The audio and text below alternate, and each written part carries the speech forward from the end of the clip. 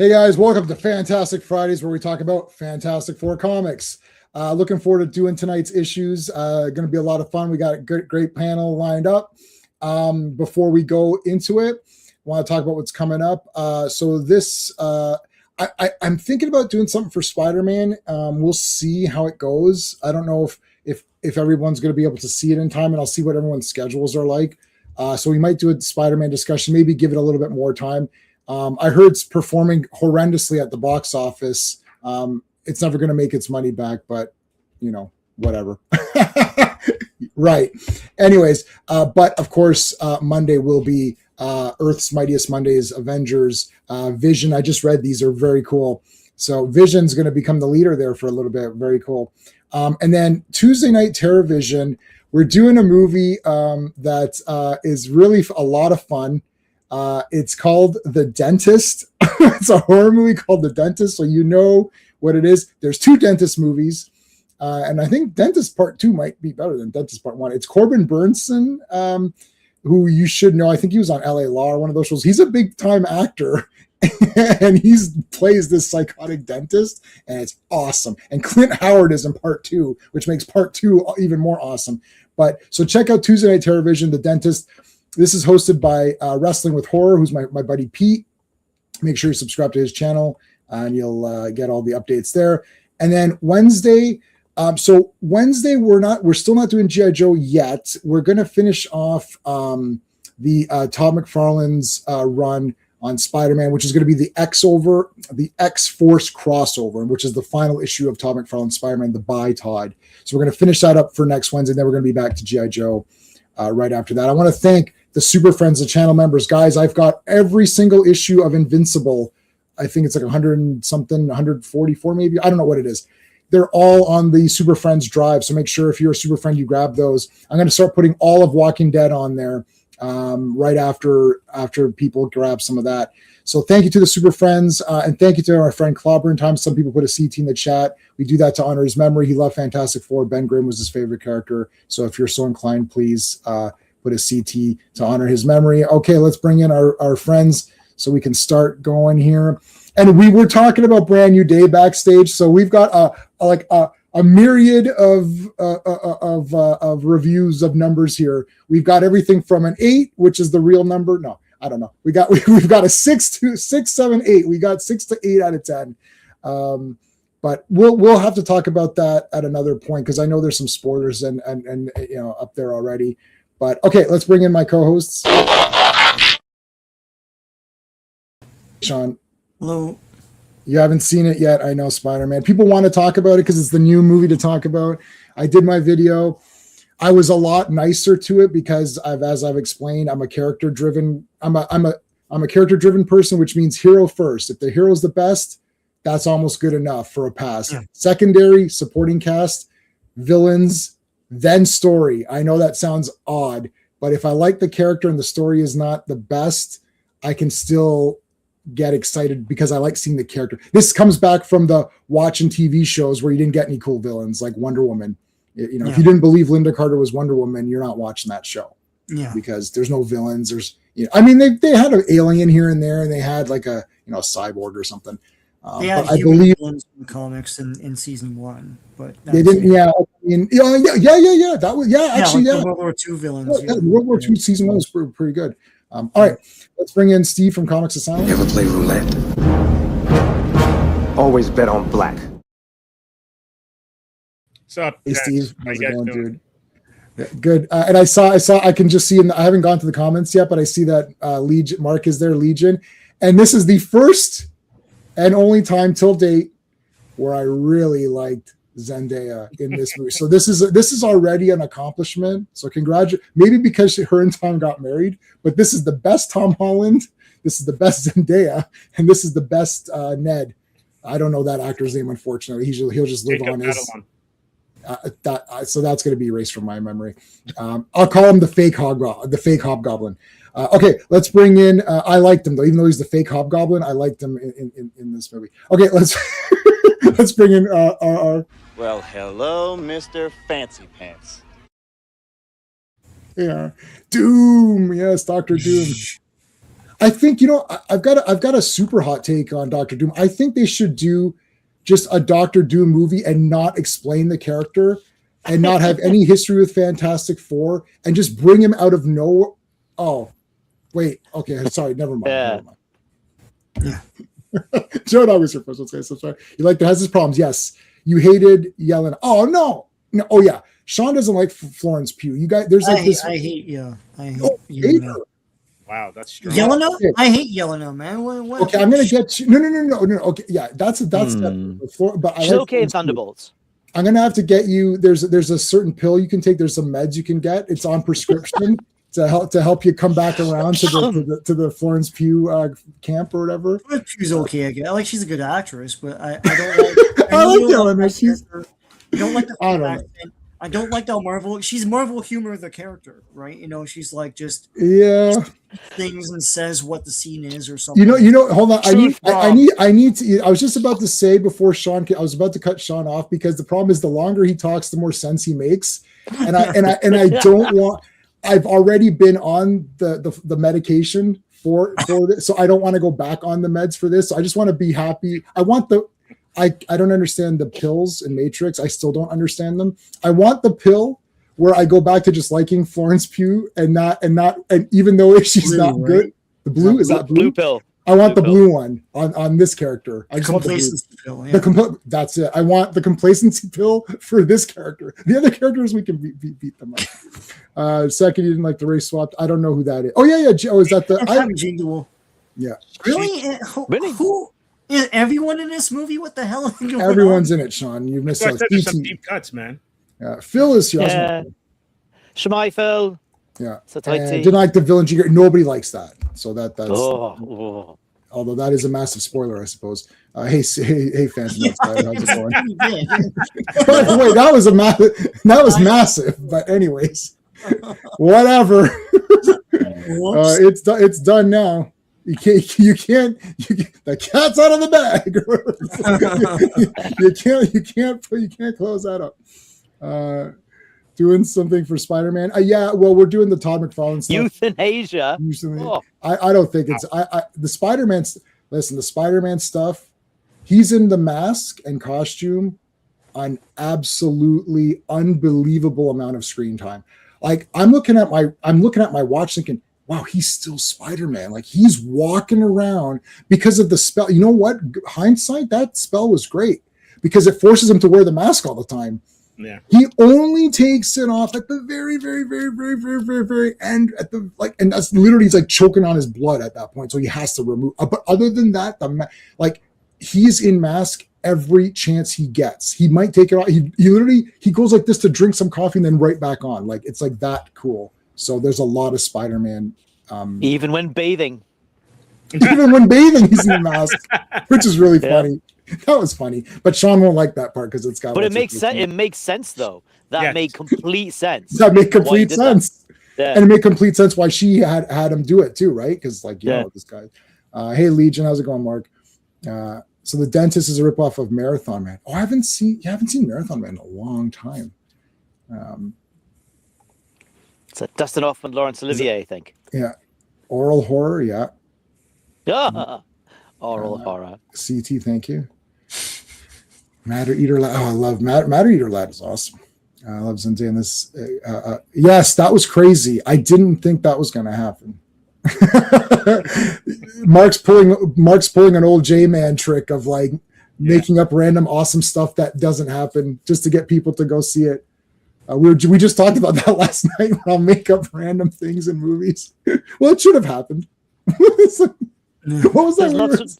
Lots of reasons to see it though. If you like Spider-Man, it's hard to not like the film, or at least Spider-Man in it, right? So no. As I said, Spider-Man is Spider-Man. He is awesome. At like all of his stuff, they've got all the and they do the organic stuff. So they're it's got that mutation thing you saw in the trailer. That's all there. They do address the why doesn't Thanos. They actually address why doesn't Thanos just make more food, create more resources. They actually address that, and the answer to it is a massive. It's actually very funny, but it's a massive cop out. But it's I actually did laugh in the theater. I was like, okay, you guys don't want to answer this, you pieces of. Well, there is an answer though. The answer is if you increase the food resources, the populations rise, right? Right. That's what happens in nature. If the food Right. source becomes more abundant, the population increases So it just until they keeps- overeat, until they Right. overeat the food stores and they cause scarcity again. Same problem, right? Yeah, same thing, Mark. This is the first time I cared about any of those people, like ever. So maybe it's because they got married and now they're all like, the connections, Yeah. but I have no idea. Sean of the Meds, yeah. They're going to be like Hume Cronin and Jessica Tandy. Yeah, probably. Yeah, good call. Blake 7. There's a new Blake. Is this the Blake 7 review? Blake 7 is 10. Here, I'll give you the Blake 7 review right now. It's a 10 out of 10 masterpiece. Every season, every episode of every season, and Avon is the best character on television, and everything he says and does is 10 out of 10. That's the unbiased review. Now I'll give you the show review. Am I wrong? Or is Avon okay? Hold on.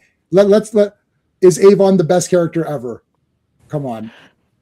He's up He's there. one of the funniest ones. God, He's got come on. the best. He's got the most dry humor ever. Of all He's got the best lines. He's got the best lines of all time. He is a great character. Blake 7 is a great series, and he's a great character. Yeah, he's a great character. He is unbelievably awesome. Everything he says and does is 10 out of 10. I had one problem that I was scared about, and I talked to Clubby personally. I said, can I ask you a question about this one episode? And he answered, and he literally relieved me. I was like, he goes, how is Avon speaking in that episode? I was like, you're right. How does he speak in other episodes? I'm like, you're right. Okay, so I fixed it all. I don't want to say anything because I love that series. I can't wait for the next season of the Blu-ray. And I love season 3 and 4. I know Blake isn't around as much, even though it's Blake 7, but it doesn't matter. The British are. It's Oh, is that a sports thing? Shmai Fel. Sotoiti. Gweithio Ti'n iawn. Oh my goodness. The pills were manifesting. Yeah. I know what it is, but I don't know the color differences. Hey Vaughn, how's it going, man? What's up, guy? What's up? Hey, Vaughn. There's a lot of euthanasia. He took turn off. He took the mask off and turned TF. How this shit was not at the end. Yeah, that was crazy. Blade movie officially dead. Yep. Hey, Classic Comics. Yeah, I mean Blade. Come on. I mean, there is only ever going to be one Blade, and that is Wesley Snipes. I think like Wesley Snipes is to Blade as Christopher Reeve is to Superman. it's like I saw Blade Friday night, and then I went Saturday morning. I'm like, this is the greatest thing ever. I got to go watch this again, like literally right now. I could have sat and watched the next showing, but I don't know if my mom was picking me up. Did I have a car at that point? I think I had my car at that point. Frank, this is the best Punisher for the best Bernthal Punisher. We saw it last night. Nice one. What's R-rated? Did I miss something? Blade, maybe. Yeah. For a short time. Yeah, it's more resources, just kicks the can down the road for a short time. Exactly. I see what you guys mean about Jean Grey. Well, yeah, you're an X-Men guy. That's why. Who? Gene who? Jean Don't know who? who that is. You can create 1,000 times space. You could you could do anything you want. I'm not with Thanos. Thanos is a piece of garbage villain. He could have figured out another way to use the stones to save everybody. So go away. He could have made it so that people don't need food. we just survive on being awesome. The whole bit, his solution though is still not permanent, because then people will just eat and multiply anyways. I think part of it is they'll feel punished and be sat, like their will be sat from doing that, perhaps. Right. But Avon's line is I'm not stupid, I'm not expendable, and I'm not going. No, what is it? What's the exact line? I can't remember. Yeah, I'm not stupid, I'm not expendable, and I'm not going. Avon is great. Shame he was played. What? Oh my God, Phil. Phil knows that's a joke. Or is having a stroke. No, he's not. He's kicking sand on you at the beach, J-Man. Right. Yeah, thanks, Classic. Sometimes bad guys are bad. Yes. Yeah, they're just bad guys. Not sometimes. They should be most of the time. Yeah. Yeah. Like all these writers, I feel like flying them to countries where you can't reason with the leaders. There's no story that made these guys. You know what's Don't they good live in with the States? No need to fly. You know No, what? you know what was good was Rambo 4, man. Those big missionaries came down. The guy and Rambo's like, they would have assaulted her 100 times and then shot her in the head. You're coming down here. What do you think's coming? You're coming down here for what purpose? These people. Oh, Rambo 4. Yeah. You know, like so he said that was a great movie. The way he just presented that case in like a 1-minute dialogue. It's like, what do you think's happening down here, buddy? Like you're coming down here, like no one cares. That was awesome. Sean, I think you've hit on something. Whereas when a lot of the stories that we're reading were written, there was an existential worldwide threat. Yeah. Right? Cold War. Yeah. Right? Some of these guys went Cold through War. 2 of them, right? Yeah. And then had a Cold War or went to serve in Korea. Mm-hmm. And a lot of people who are writing now, you know, I'm not like trying to belittle any of the hardships, but they don't have that same sort of specter of danger over them in terms of their existence. So they don't get what that is kind of, because like even you think of like Vader and the Empire, they're the Third Reich, right? Yeah. No, World War II and the Cold War shaped these stories. Like like you don't. It's like Doctor Doom and everything, right? And the mindset of good and evil, and that's gone now. You know. Yeah, now evil is you said a swear word in a coffee shop or something, and now you're like the most evil person there is. Yeah, It's priorities are like out of whack, right? Right. You know, it's Or like when I went up and just punched that old woman in the face for no reason, they call me evil. Like, give me a break. Yeah. And it's also present in like anime and manga, because you talk about things blowing up and explosions and mass destruction. Hiroshima and Nagasaki are still present in their culture, yeah. And so it's part of the stories that they tell, but they just put a fantastical element to it. Yeah. Dr. Doom. Yeah. The train's on time. At least Dr. Doom was a great, well, according to this, he was a great leader. So let's get into it here. Fantastic Four. Fantastic 247. Four, number 247. The cover art is John Byrne. Release date is July 13th, 1982, but the cover date is October 1982. Editor-in-chief is Jim Shooter. This Land is Mine, written and penciled and inked by John Byrne. Wow. Colored by Glynis Wein, lettered by Jim Novak, edited by Jim Salicrup and Lance Tooks. Nice. Dr. Doom looks like he's going to take a big dump on Latveria here. Yeah. Get it out. It's going to be a big vlog. Oh my God, he's gonna do it. He's gonna puke or whatever. Yeah, he's gonna puke. Yeah. This land is my land. This land is your land. That's what I thought of too. Is that what? That's the instantaneous thing I thought. This is John Byrne, right? Canadian. You and me. You throwing in the this is a great. I like this a lot. I like this page a lot. This would have been a double page, right? Yeah. Great dialogue too. Pushback. Doom makes his case. They push back. I love it. My pen is not working. I love that. So I don't know how many weeks ago now, but Zorba, who is the big rebellious, the leader of the rebels, the Louis Riel of Latveria. That's a Canadian deep cut. That's like a surgeon's. That's a super deep one. We used to use that all the time. Louis, you try to be a Louis. So you want to go see a movie? No. Why are you trying to be Louis Riel right now? Like, just rebellion. just go to the movie. I don't want to go. It's like whenever one of our friends is being weird, we're like, "Why are you trying to be Louis Riel right now?" Like this. So, anyways, a lot of great stuff here. It's hard. It's really small on my screen, but Doom was dethroned, and his mind and body, his mind is now back in his body. Was that last week's or was that last week? That was last week, right? Issue. Okay. Yeah. Hey DJ, the real Doom. Yeah, anytime. Yeah, this is the real Doom now. So I like this. So he's back in his body. His time away from Latveria, like disembodied or whatever. Zorba's been running things. Everything's going to shit. He actually made the laws more loose. He like loosened up the laws, but that actually made everything kind of worse. This is a lot of interesting stuff. I don't understand. Like, I don't exactly know like where John Byrne's going with this, but it's like, it's kind of interesting, right? Like, it's like Doom was a dictator and had really strict laws and everybody was fed and safe. They weren't free, but they almost didn't want to be free because they didn't even know like what an alternative would be, so that when they got the freedom, it just became anarchy almost. And now Zorba's trying to maintain control. So he's got martial law, he's got soldiers and robots out shooting people. What are you gonna say, Ara? He's toying with the benevolent dictator. Yeah. Don't you think though? Is that Byrne's commentary on human nature?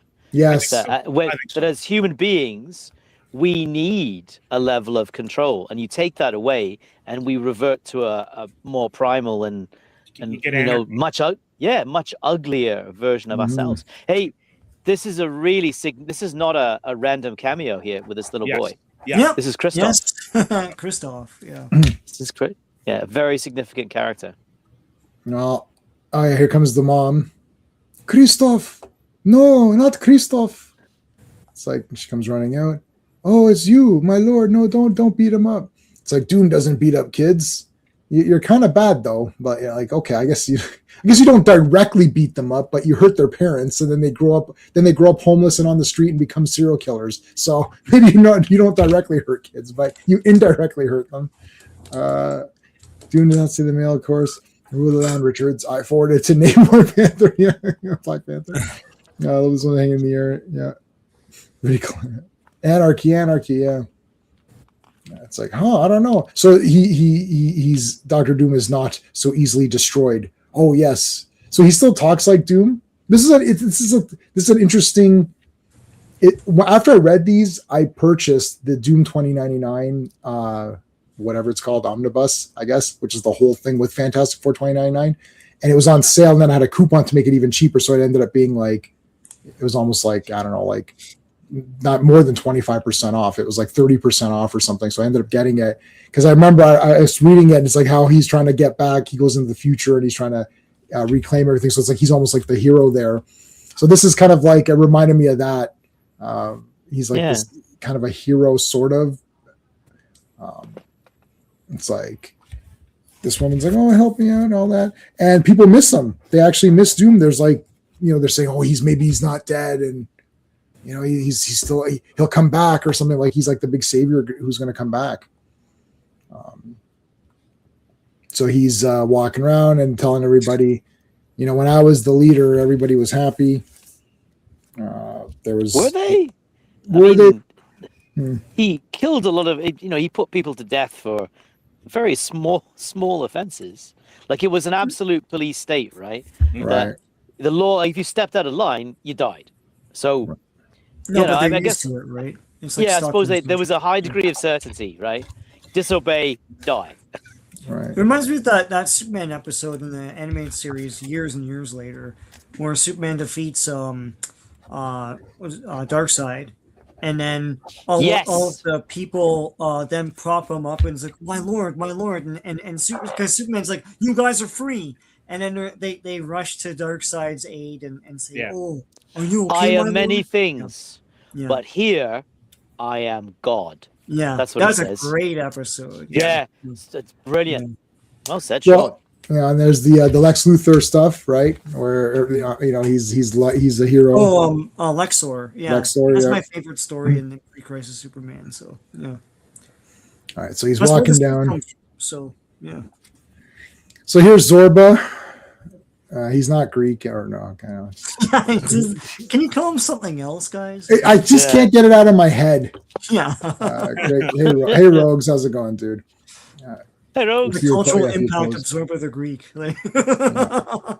Yeah, if Dr. Doom got a movie and people gave it bad reviews, they'd kill him.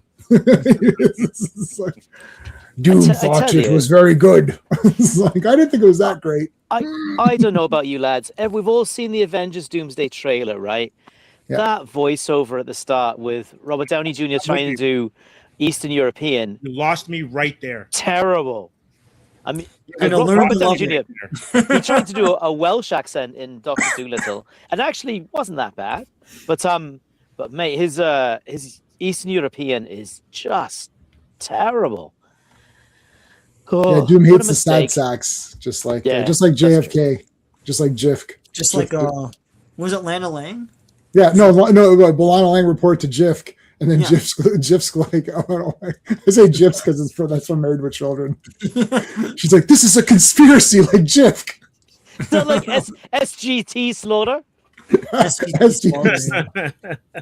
That is everywhere now. You know, oh, come on, man. I like Tiffany Stratton. All right, but that was brutal. I can't. All right, so this is a recap for people who weren't on the streams or who haven't read this. Look at Burns' artwork, though. Look at what's implied in those panels. Yes, it's very adult, quite sinister, right? Like that's ooh. Yeah, what's going on over here, right? You know, one panel, a little bit of talking, boom. I mean, look, the Sentinels are out. There must be mutants everywhere. Yeah. Well, yeah, I know. Latveria was relearning crime. Yeah. That pretty much says it all. Yeah, and then Zorba then you got the robots here, the Guardian robots, and you got Marshall. Do you think that's an Eden allegory? Because Doom has this line. The only thing I took away from them was the ability to be evil. Yeah. Where is it? He does say that, yes. That's a good point. Like, I wonder if it's an Eden allegory, right? Because now everything's gone horribly wrong because they've got the ability to choose for themselves, right? Mm-hmm. Yeah, good. Every time Outsiders showed up, you're right. Doombots show up. I also got Kill Bill Whole Bloody Affair. I got that too on 4K Joe Dog, so props. Yeah, got that as well. But prior to that, I bought both versions on 4K. So now I have 17 versions of Kill Bill, which is like a mid-tier Tarantino movie for me. But anyway, I have every version of it. Anyone know what's Doom's title? Because Zorba is a monarch. He's the king's brother. What's Emperor? Doom's He's title? Emperor Doom, right? I thought that's when he becomes all powerful. But is he? Oh yeah, no, Is he a monarch? He's not, because he's not hereditary monarch of Latveria. No, he's not. He's not president because he's not elected. No, he's overlord. But has he got a title? Like prime minister or something. Yeah, No, I don't know. No, he's like Let's give master him of one. Latveria. We're gonna give him one today. No, I think Emperor's fine. Or I mean, yeah, Emperor Doom is that newer stuff, right? Where he gets the magician. Oh no, that's Sorcerer Supreme. He becomes Sorcerer Supreme in the very latest stuff. I just read some stuff where he was Sorcerer Supreme or whatever. Yeah. He has the cloak. He actually has the cloak in place of the green. So that's kind of interesting, I guess. I'll do something a little different with him, but it was a good fight. I read the final fight where he kept reversing time or whatever. That was kind of neat. I mean, it's Marvel Comics, so it sucks, but like it was kind of a neat thing. Doom is actually those are the people of Ares overthrow the original. Yeah. But he? Does he really love them though? Yeah, I don't know if he does. Or does he just love his? Are they like possessions to him? Okay, so back when I was a lawyer, right, and I did family court stuff, people got very possessive of their children, right? They would spend obscene amounts of money, whether it was theirs or somebody else's, do stupid things, fight on stupid grounds, make stupid arguments, and just be stupid because they felt this sense of possession over their children. And I'm not convinced often it was love. It was a sense of entitlement. Yeah.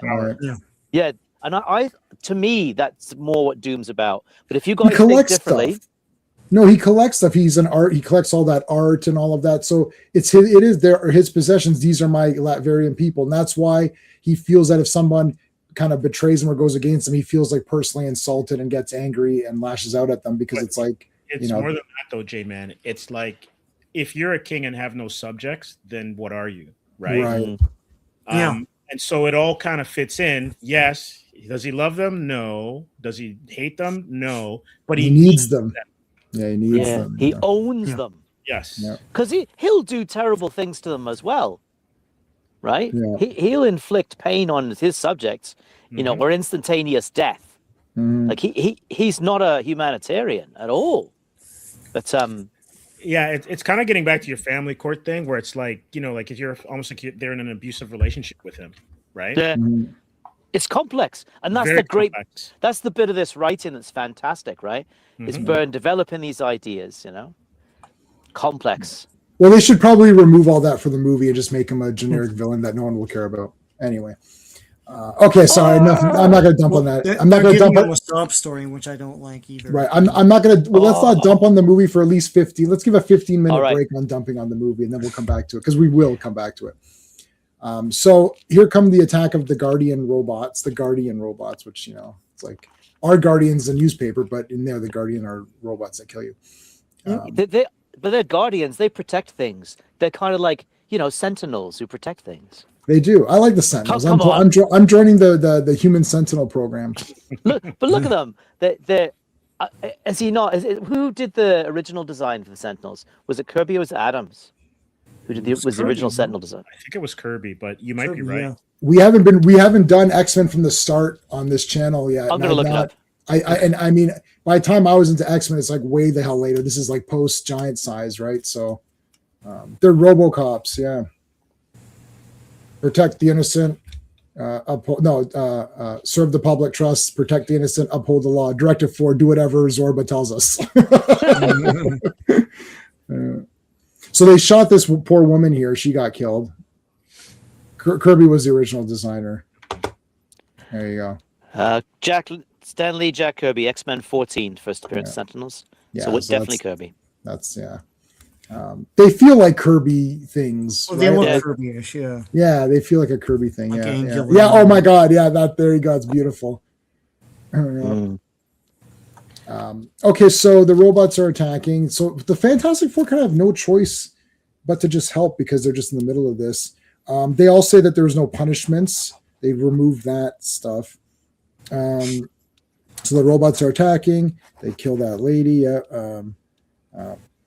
So Doom's whole thing was he didn't allow evil acts, except for the ones that he performed, I suppose. He didn't allow others to do evil acts. So I think when he was ruler, they were either all just scared of him or all just blindly loved him, but they were all unison. Whereas this guy, once there's no punishments and everything's lax, then they start getting mad at each other. And I think that's where the we need to be controlled as a society, or we need some sort of guiding principles or some sort of rules or something. Like little kids, if you give them too much freedom, they're just running around wild. You got to give them their boundaries and give them Lord choice.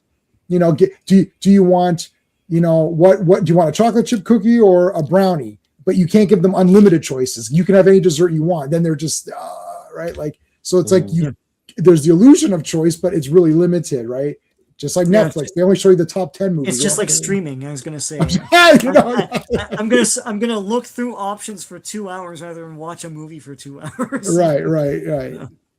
Go back to FF80 or 84. Doom claims he has one law for his people to be happy. Yeah. Well, he says shit. Doesn't consider evil True. his evil. Oh, yeah, you're right. His evil acts are not evil. Yeah. My that's go right. with her. Yeah, true. And the patented, bringing up the floor. I love it. It's like rolling up the cement. Love it. Amazing. Yeah, great panels. Yeah, it's like that Hulk Twinkies commercial. Yeah. So the people think he's a pretty good leader, and I was a good leader. I was pretty awesome. It's like, all right, sure. Okay. Well, this guy got destroyed. Hang on a second here, right? So Doom reveals that he has basically an off switch that could have just turned the robots off. Yeah. And he's like, why did you wait till now? Doom's reasons are his own. Do not question them. Pretty Yeah, much. so you don't just turn it off. It's like, yes, you do.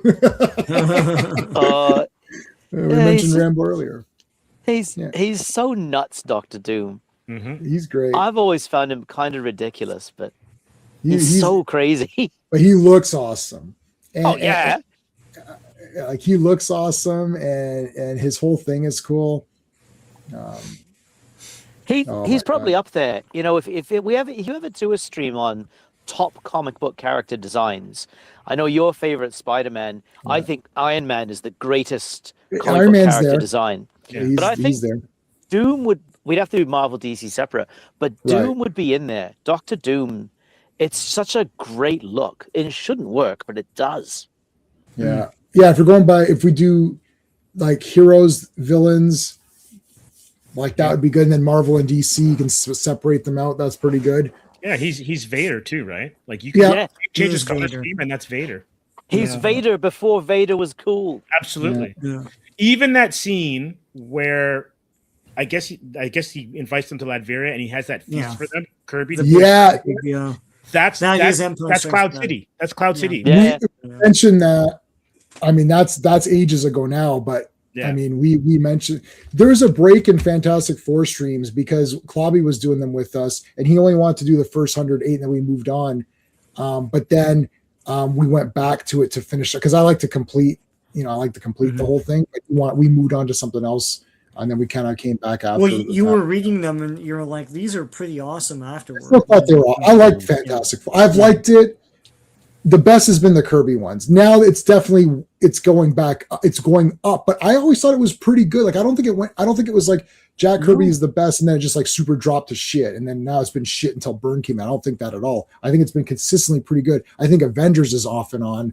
Yeah. Where you're like, yeah, this is okay, Yeah. but but I don't think Fantastic Four really dipped, and we're on issue 2. Like we're going to be covered. We've on 250. Oh, you were in Oh for my such a God. treat. 249 is a great 249, 250. Oh, just Great foreshadowing. Great issue. Foreshadowing. Mhm. Yes. Yeah. Oh, All right, Man. so what are we trying to figure out here? So so there's the negative beam, nega beam. this is where he says the line about, and all I took from the people was a single freedom, one which Yes. Zorba has evidently restored, the freedom to commit evil. Right. Oh, Because I think deep down that whatever happened to his mother still resonates to him in a certain way. Mhm. Yeah. So the way that she was killed, I think he kind of his worldview is based on a lot of that. Yeah, it's like a gypsy or whatever, right? They're all yeah. they're all It gypsies. isn't one of his motivations to get sufficient power to Yes. rescue her soul from Yeah. Mephisto? Yes. Mm. Yes. Yeah, that I feel like that's just been super swept under the rug. It's like, oh yeah, remember that thing? Yeah. It's like, Yeah. Hot take. I Yeah. liked Sacha Baron Cohen as Mephisto. Oh, he's great. I think that- what was that? Where I- was he that was again? an He was an Ironheart as Yeah. Mephisto, Oh, and I was I Ironheart? thought he was great. I watched the first 3 episodes of Ironheart, and then I kept ruining my shirts with all the barf, so I was like, I better stop because it's just like He's in the gotta last stop. one. He's in the Why end. the hell is Mephisto and Ironheart? Oh, because it sucks, Sean. It's the Who same knows? reason Jean Grey's in Spider-Man. Yeah, That- It's a What the way hell? to introduce characters without having to craft a whole story around them. But Yeah. also That may introduced not for what, necessarily- like a Sacha Baron Cohen gonna be Hey, in Truth. like Doomsday or Yeah, I don't know. That was bad. Hey, Truth, how's it going, dude? Oh, Iron I'm just Fart? wondering- Oh, that is. But maybe Yeah. Midnight Suns, though, right? we'll probably never see him again. But Oh, shame. no. You might see him in the Johnny Blaze. Oh, true. The Even Gosling Ghost Rider. film. Right? Yeah. That's an Or interesting. What do you whatever. think of that casting? The Ryan Gosling and I Johnny mean, Blaze. the casting's good. I'm looking forward to it getting canceled next year at the next announcements. It's like they just announce stuff. Hey guys, don't know. welcome to my channel. Tomorrow I'm going to be Gosling's- covering Gosling's all of huge, though. Spider-Man 2099, and then the next day we're going to be covering. And then, oh yeah, I didn't cover it. The difference here is that there's a team. Like with Blade, they kept changing the writers constantly, Mm. and there's no director to guide it. So We'll listen when I see the trailer with Ryan Gosling driving around Yeah, on no, I the know. bike. It's like that. Mm. that whole thing. Feige, I think the Emperor has no clothes. Honestly, I think he's always been pretty bad and always had a lot of help, and now the help is gone, and we're Mhm. seeing Feige for what he is like plussing films and like stuff canceled for no reason. Anyway. Like they churn out these. Here comes Ray. There's going to be a new Ray trilogy, and then Ryan Johnson's doing one, and then this guy's doing. It's like everyone just like falls away. It's like what happened to that? Yeah, but There was that was Kathleen Kennedy. yeah. She No, announced remember that wall of yeah, that was projects behind her? Yeah. it was all fake. There's all logos of like Just- new shows and then Yeah, they announced- went away. But Sean, they announced logos. Like, Yeah. here's a logo. Oh, that's cool. It's like there's gonna be a live action droids. I'm like, oh, that's awesome. They never did it. Of course not. Yeah. All right. Okay, so there's Zorba. He's gone completely crazy. He wants don't press that button. Press it. What is the Marvel Legends of Zorba? Yeah, he'd be cool. Yeah. Yeah. Trying to think which Eastern European dictator or which historical figure he based the appearance of Zorba on. Sort of. So he presses the button. Here comes all the toy soldiers, or what was that? Small soldiers. Remember small soldiers? All right, it's clobbering time. Yes, here we go. Finally, things like I'm going to get in there. Hang on just a moment. Before we progress to this amazing action sequence, let's all take a moment and think that Dr. Doom created an army of robots specifically to destroy his whole country, just in case. What contingency would that serve, I wonder? It's like maybe they pissed him off at a restaurant or something and overcooked the steak or something. I woke up this morning, looked around, and hated everything. Here's my army of killer, destructive robots. Yeah. An arms race against himself. Oh yeah, here we go. Boom, boom. Everyone's fighting. Yeah, here's Invisible Woman does that lifting up of her using her force fields. That's cool. Whoa, she really those guys I love the fact that he has a jetpack under his cape and the cape doesn't burn. I think it's absolutely amazing. Yeah, it's made of unstable molecules. Flame retardant. Yeah. But you know what? And I did not come up with this. This is a Rob Liefeld comment where he's like, the creation of the word or term of unstable molecules is so perfect because your head can sort of instantly understand it. It's plausible. You can wrap your head around it and you're like, yeah, oh, okay, that's cool. Yeah, I get it. It's unstable. Okay. Like no other explanation. It's brilliant, actually. Yeah. It's brilliant. You could say anything. I mean, and it doesn't, and you're like, it's a fact, it is that. So good fights here. Great fights. Look at that. He flies through them. That's cool. On the next page, you got a real classic. You got one panel for each character, but look at the story each panel tells. Yeah, he's like ripping them to shreds, and Johnny's like going through and like melting each guy and whatnot. And she literally grabbed a piece of a thing and smashed another guy with it. And he's like slingshotting guys and shit. That's pretty cool. Hey, old man, are you okay, old man? So hold on. The Nega Beam, we talked about that. No, we didn't talk. Did we? No, he's going to shoot the Nega Beam, right? That's coming. Not Boris the Blade either. Yeah, there it is. And this is Doom's dad's buddy. Is the old man? Yes. Doom's fault. Yes. Okay. Yes. It's like, I'm dying. Your Excellency, you're not too bad yourself. No. So that's Marx Brothers. All right, here comes Doom. Dun, dun, dun, dun. This is like the big, like him like walking. And you could just see in the slow motion, like the big smokes everywhere, and he's like walking towards the screen, and getting the friggin' energy hand or whatever. Yeah, Cyclops. That's the real Cyclops. The Cyclops. That's one of my gripes in the Odyssey. Literally, the Cyclops didn't shoot any force blasts or anything. It's brutal. Come on, a terrible missed opportunity. Street Fighter trailer.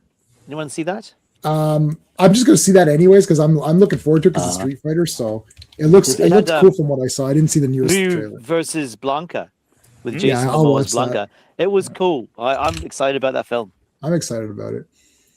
So here he is. He's as part of the energy or whatever. You think it's Boris? Who's Boris? Oh, Boris. Boris is the old man. Oh yeah, Iron Hardy. Yeah. I saw a trailer for a movie called Giant Dead. Oh, Ebenezer. Yeah, that my wife saw that. She thought it was kind of neat. Dark fantasy kind of thing. Yeah. Marvel Logo Studios cringe yet. Doom versus Zorba at Brawl on the Beach. Yeah. Doom Zorba. Is anyone watching WWE that's Obafemi? Zorba, Yeah. Zorba, the Beast Incarnate, Doctor Doom. That's going to be this weekend. 2 nights of SummerSlam. Jeez, they're going to kill me. But tomorrow night is a triple A. That's all I care about. When is SummerSlam? This weekend, right? It's this weekend, but I'll be watching AAA when it's on. It's I don't Saturday and care. Sunday?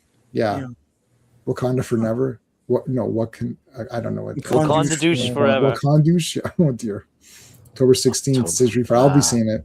Wasn't even that guy Camerahead from Yeah. Hellraiser 3. Yeah. I said whenever I see this guy, I think of Camerahead. You're right. It is Camerahead. Camerahead. Yeah, you're right. On the same eye. On the same eye. Yeah, it is Camerahead from Hellraiser Part 3. Hell on Earth. Cenobite Starring Terry Farrell. Yeah. He's a Cenobite. Yep. All right. Look so Reed's go ahead, going to Ari. assert himself in a second. If you when the next page, look at Reed assert himself here, because they go back to the debate about okay, yes. Doom's kind of like, right, bugger off because now you've helped me, and And he killed Zorba. yeah, he did. Anyway, Doom grants you the freedom to depart, and like Ben starts talking, Johnny starts talking, and Reed's quiet, both of you. I'll handle this, right? Because I like it when Reed Richards is an assertive character, because Yes. as we said last week, he would be like him talking to me is like me talking to my dog, right? There's that enormous difference in intelligence. He's as smart as all the rest of them put together, right?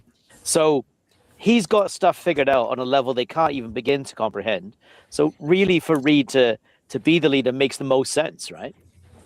Yeah, Reed's awesome. Everybody here is awesome. Yeah, and I don't like how they've portrayed Reed.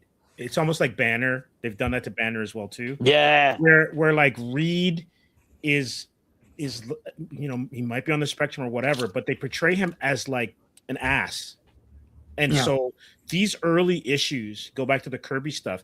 He's a man of action. Yes, he's distracted by his brilliance and stuff, but he's not an ass. He's not cold and calculating and detached, right? And just like how Banner is like a bumbling idiot who's more tormented than the Hulk is, that's not Banner either. Banner is tortured because he is the Hulk, not because he's a bad dude.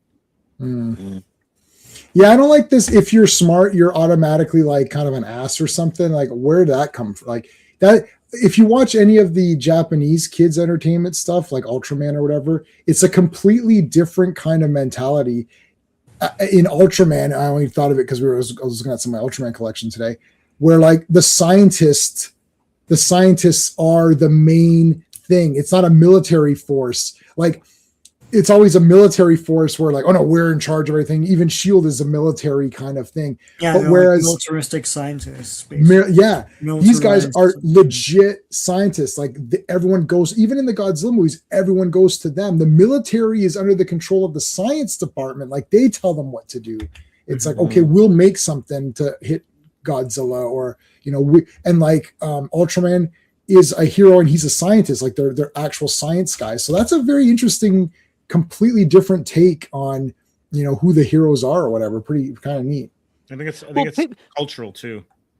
It's a cultural thing, yeah, for sure. Yeah, Peter Parker, Spider-Man is a science hero as well. Yes, and that's something that Brand New Day did quite well. Yes, they did quite well in the Andrew Garfield film as well. Yeah, because Peter Parker's a genius as well, right? Yeah. Yes. No, and the science.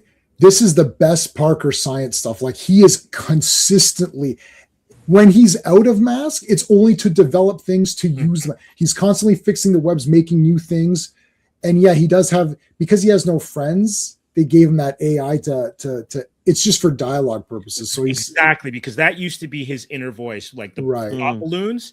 Yeah. The AI are his thought balloons. Are his thought balloons. But it's all of that stuff. It's like, okay, I want to fix this. How can I do this? What? Like he is consistently fixing up stuff and making things in, like there's a lot of science stuff too. So he's either Spider-Man or doing Peter Parker science. There's like zero relationship stuff. Even when that girl says, "Oh," and he's like, "Hey," and he just like doesn't care. Like, he thinks his way. Yeah, he thinks his way out of problems. That's his problem solving. He doesn't his first reaction is to punch his way out. You know, his reaction to think his way out. And the crowd loves. I love when they get together for stuff for the hero. Yeah. And they get together big time in this movie. There's a lot. I just can't believe oh my god, it's killing me. This would have been like easy third best Spider-Man movie. Easy, like. And then they have to pull this dumbass. I almost feel like going back in time and saying, "Who thought this idea?" And just get rid of that person. You know, take him out the dinner. Yeah, it's like Feige, you're fine. Who's this guy? Yeah. Your problem, J-Man, is that you're not a Spider-Man reader, and so we're used to disappointment.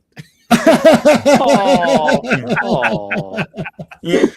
Yeah. Well, are they on volume 7 now or volume 8 or something? I lost track. Amazing Spider-Man. Yeah, they're going back to Legacy in a couple months for the 1000 coming out in September. Yeah.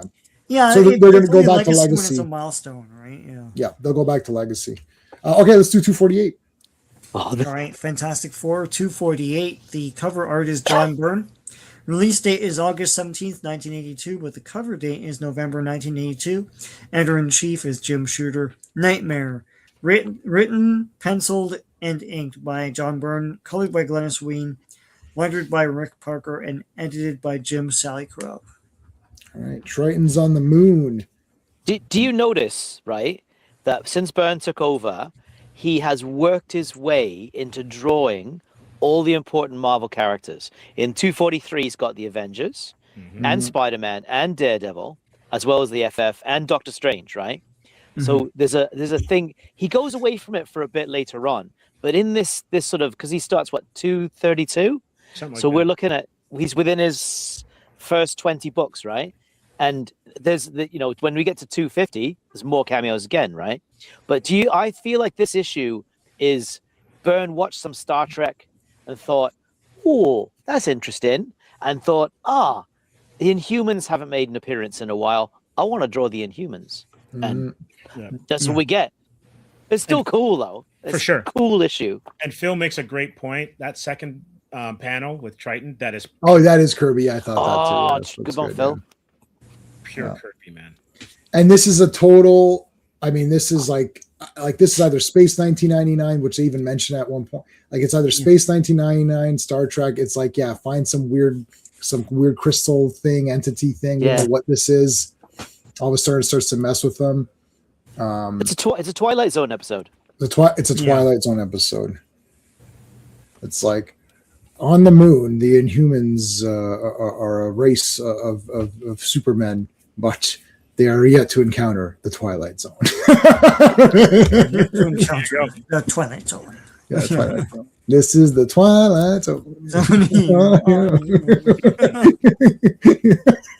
'90s Euro, man. Euro, man. That's what it is. God damn. Look at all this coolness. So here comes the FF. Hey guys, we're here for a visit. Yay! It's a Fantastic Four. Woo! What do they care about ticker tapes and stuff? It's a nice gender reveal party. That's it. You're right. There's Black Bolt. He might not speak, but he definitely hugs. It's like, guys, what's going on? How would you hug him? You'd have to go over. Like, that's always a problem. Like, do you go across? Do you go over? Do you go under? It's Silverhawks. It's like, how do I approach this hug? You have to go around. You can't cross hug him because it'd be too weird. And then you're like, I got over top him. Yeah. I think he just high fives. Oh, he's just a high fiver. Yeah, okay. Talk to the hand. All right, there's is this Luna? Yeah. Yes, Luna. So there's Crystal. Okay, so sorry. There's Crystal and there's Crystal stuff. There's like a crystal thing. They're gonna name the baby. We're gonna name it Luna. It's got Quicksilver's hair. Oh no, it's got Peter Parker's hair. Yes.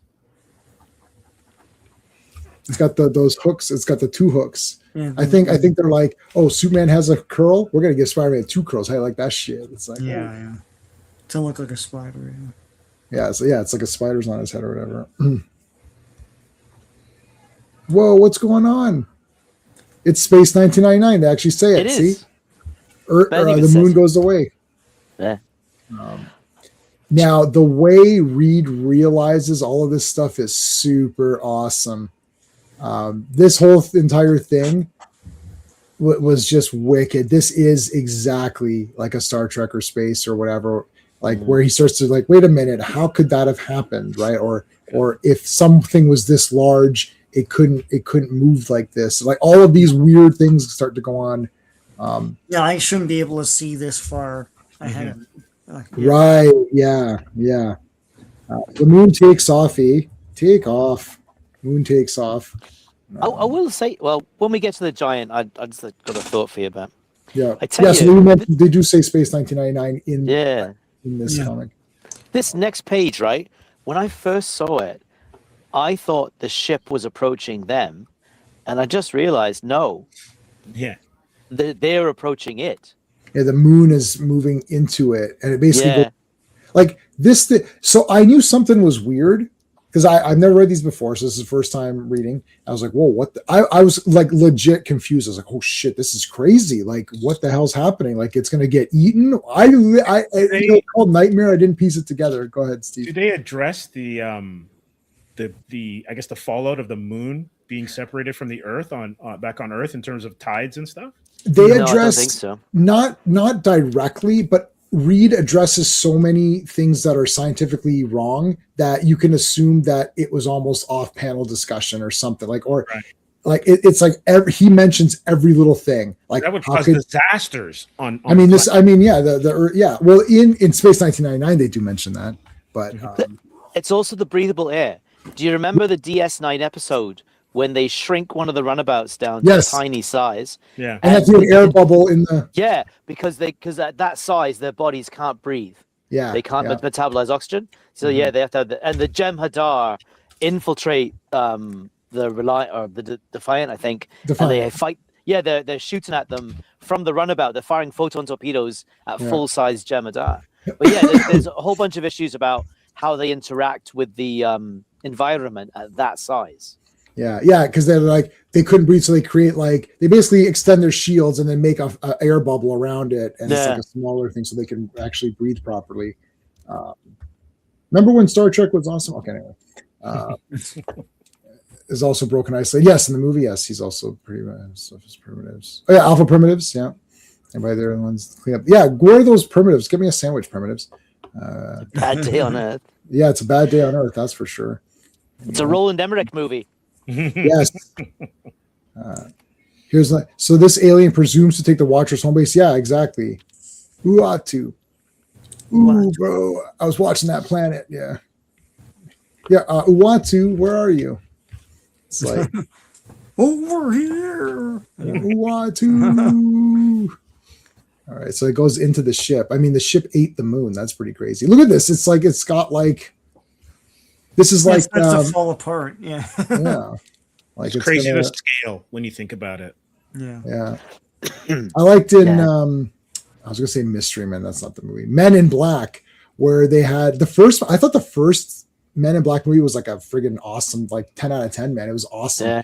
And like they zoom in and it's like a micro, again, it's like a micro universe inside the thing in the cat's thing, or like I mean there's a lot of neat. It's like a little, it had an orb or something. It was literally like a world or whatever. So stuff like that is really neat. Call Bruce Willis. Don't ask him what's shaking. Shaking. No. Is that from Hudson Hawk or something? I don't know. Is that from, or do I know what movie that? I don't It's know. probably Armageddon? attributed to his disease. I thought it was an Armageddon reference. Oh, Maybe it is. wow, Sean, that's wow. I went dark there. Wow, that's crazy. Yeah, it's funny. Though. Woo! Oh my goodness. Do you know what needed a sequel? Which Bruce Willis movie needed a sequel? Was Last Boy Scout. Oh, Yeah, that you- was you awesome. could That's have coming out in made- 4K. You could have made so many sequels because Owen posted on Action Elite Yeah. something about that film before. 4K is coming You out. could have yeah. made a couple of good sequels. Hot take: Last Boy Scout is as good as Lethal Weapon 1. I might argue with that. And I love Lethal Weapon. I might be there. I might say Yeah. maybe it's one step down, but it's not far removed. No. But the thing is, but you know what, Billy Blanks died in the Yeah. beginning. I was very upset. I was like, my boy Bill, because Billy Blanks is like one of my faves. And he Like the died in the last beginning of one. that. I was like, no, Billy Blanks, you killed Billy. Oh, I was very upset. And Sean knows my favorite Billy Blanks moment is going undercover. He has to go in disguise. He just like turns his hat like this and unbuttons. Yeah, he zips down his thing and turns his hat. Incognito. And he's like, he's like, I'm going incognito. Whoosh, turns his hat and then zips down. I was like, I was shocked. I couldn't. The transformation was crazy. I was like, wait a minute, that's not even Billy Blanks. Wait, it is Billy Blanks. Shit, that was good. It was damn good. Tybo. I love Tybo, but no, it's from Expect No Mercy. Yeah. And hey, Riverbend, we should be getting that pretty soon. I'm going to do a review when I get that. I was thinking about that the other day. It's like they've been radio silent, but No. They're sending stuff. Okay. If you go to the no, it's not on Kickstarter. What the hell's it on? Oh no, we just did it through the email. I've gotten emails from the guy. He's doing stuff. He's definitely doing stuff. It's been on Facebook, which you never go on. It's been on Facebook. Sam Furstenberg is putting stuff. Cool. Yeah, it's coming soon. We're going to be getting that. Steve James, movie I've never seen. Steve James movie I've never seen. I can't wait. I'm sure it's cool. And he's the star. If he's the star, then it's cool. Man. It's going to be good. Yeah. And he's like leading the big revolution against the big corrupt cops. Right? It's going to be awesome. Yeah, in South or whatever. Yeah. Yeah, that'll be good. Because he'll do if he just does any spin kicks or something, that'd be awesome. Okay, so Johnny goes up. So again, they do address like stuff like oxygen. So the ship grabs the moon. The moon is being destroyed, and that it's sort of like that thing comes to try to even hold it together. Yeah. So Rita's questioning the air, the gravity. There's a lot of science stuff in here. I didn't write it all down. I tried to write a couple of points. Those are kind of the main points. They start to look, and they're thinking maybe the ship is automated. Now, you know what I was thinking was, have you guys read Rendezvous with Rama? No. Yeah. Have you read? You read that? Yeah. Yeah, that's Arthur C. Clarke. Mm-hmm. Like how RR was saying Lethal Weapon, and Last Boy Scout. It's like 2001, and like Rama's like right underneath for me. Like it's like one step down. It is a ship that is massive. Like they go in and it's like an entire like world. It's like a world in a ship, and it's not Sam Jackson. Oh no, was it Sam Jackson? No, Morgan Freeman was supposed to do a movie like fucking 15 years ago or something. Tom Hanks was supposed to do a movie. I guess Morgan Freeman was going to be in it or something. I think that was even before. I don't know, but in any case, the entire book is just exploring this thing and trying to figure out what the hell it is. And there's like zero. It's just awesome. It's awesome. I don't read books, as you guys know. It takes me forever. So if I would recommend Philip K. Dick, his entire library. Yeah. Then my next recommendation would be obviously 2001 and Rendezvous with Rama, one of my top favorites. I'm not a big reader, so if I can read a book and finish, I read the pulps, which I recommend those because they're all awesome. But I'm talking about a real book. Like I super recommend that. Years and years and years ago, like I was a teenager, they released an art book that was an illustrated version of it with these big, beautifully painted scenes, and I never got it. And now I remember it, but I can't find it on the internet. I'll see if I'll find it. It was all the animals and all the things that were in okay. it. I'll find it. I'm in like a lot of these nerd groups, and there's guys there that just like who recreate. I'll see if I can find it. I couldn't find Airwolf. A canvas book, like it was a rectangular thing. Really? Sorry, no. I couldn't find the Airwolf comic. Raj want? Somebody wanted that in the chat. I couldn't get it. Yeah. Tried. I couldn't get it. Who else can hear the theme song now? Oh, that's the one. That's how it beat Blue Thunder, the theme music. It's like one step ahead. I'll check that out. Okay, so let's continue on. So they do mention the gravity. They mention the air. He thinks the ship might be automated because how can someone be how can people be manning like such a huge thing? It's just it's so crazy. But then when he sees who actually is manning it, we'll see in a second here. When he talks about the surfaces, all the machine surfaces are as smooth as if they are tooled by beings no larger than us. Right. Giants would produce surfaces very rough to creatures our relative size. So like Reed's logic is on overdrive here. He's like, okay, Yes. Yeah, Byrne definitely was like, on his best, he's like, I'm gonna really science this one up. It's like, oh shit. Yeah. But he still made it cool because I love slow. I could slow science fiction, either movies or books. I can really take because I just get right into it. I like getting the details of it. Like I don't think 2001 is boring. Like I love 2001. It's my second favorite movie. I just I love it. I'm good. I'm good for it. It should have been longer. Like I like to see every little detailed stuff. So I like things like this. I like the old Dune movie, which is people didn't think it was that, but I like Star Trek 1. It just is so cool. So this issue, I was really pumped up for this. Just like exploring shit and figuring out. It's like this is really. And then look at the way that this is done here with the doors opening. You're like, oh shit. And it's this huge guy. I was like, what?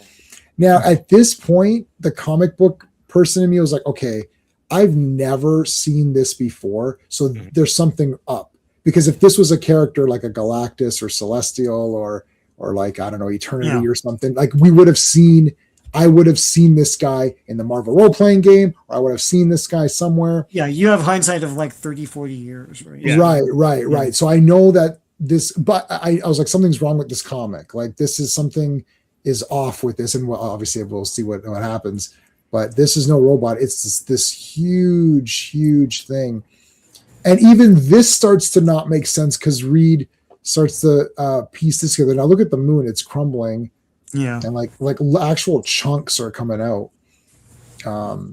So this guy, Reed even starts to say, like, could this guy even exist as a thing? Because like he's so massive. Exactly. Like his legs can't, like how are his legs moving around? Like it's just it's so neat. And then there's another shocker. This is actually a shocker. It's coming up in a minute. So again, here Johnny's all messed up. So how is Johnny flying around? He's like, all right, heads up, I'm going in there.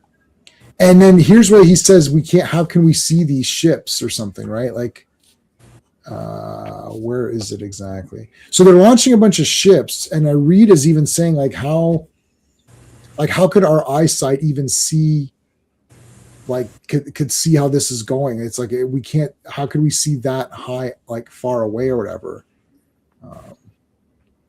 Okay, so let me read this for a second. The fools! Their weaponry is useless against so giant a target. Got to find a way to communicate with the alien. And look at this. Black Bolt speaks. I was like, okay, what the shit? This is messed up. Something's wrong here, guaranteed. Mm-hmm. Yeah. Like, how is not everything destroyed? Like, especially around them. Maybe that guy's so big that he can't feel it, but like, I mean, that's it. So, I like this guy's utility belt. He actually has a utility belt. What's all this about? You know what's in it, don't you? It's right next to the bat shark repellent. Yeah, it's the Human Torch repellent. Yeah, he just flicks him away. So, I mean, Johnny's dead, right? But also, I thought this too. I was so happy with myself because he's like, wait a minute. It's like such a small thing, right? So like, how are you swatting it in such a way? Like, it's just so brilliant because it's like if like a fly comes, like you swat it, but like I mean it's like how are you? It's like you can't punch. You can't like punch the fly or whatever, right? Like it doesn't it doesn't work like that. So it's like, hey, this is so cool. But then I knew, obviously, I was thinking, okay, something's up. Like maybe as a kid, I would have been like, holy shit. But I was like, okay, something's going on. Obviously, this is messed up. There's the repellent, the Fantastic Four repellent spray. So I wrote, not all is as it seems. And then he shoots that gas or whatever. It's Raid. No. Follow me. Let's go. It's like thing. And Black Bolt coughs. That really tips Reed off. Mm-hmm. Oh, yes. And now it's going to make Black me cough. Bolt is coughing aloud. That sound should be enough to blast away the ledge like a nuclear device. Yeah.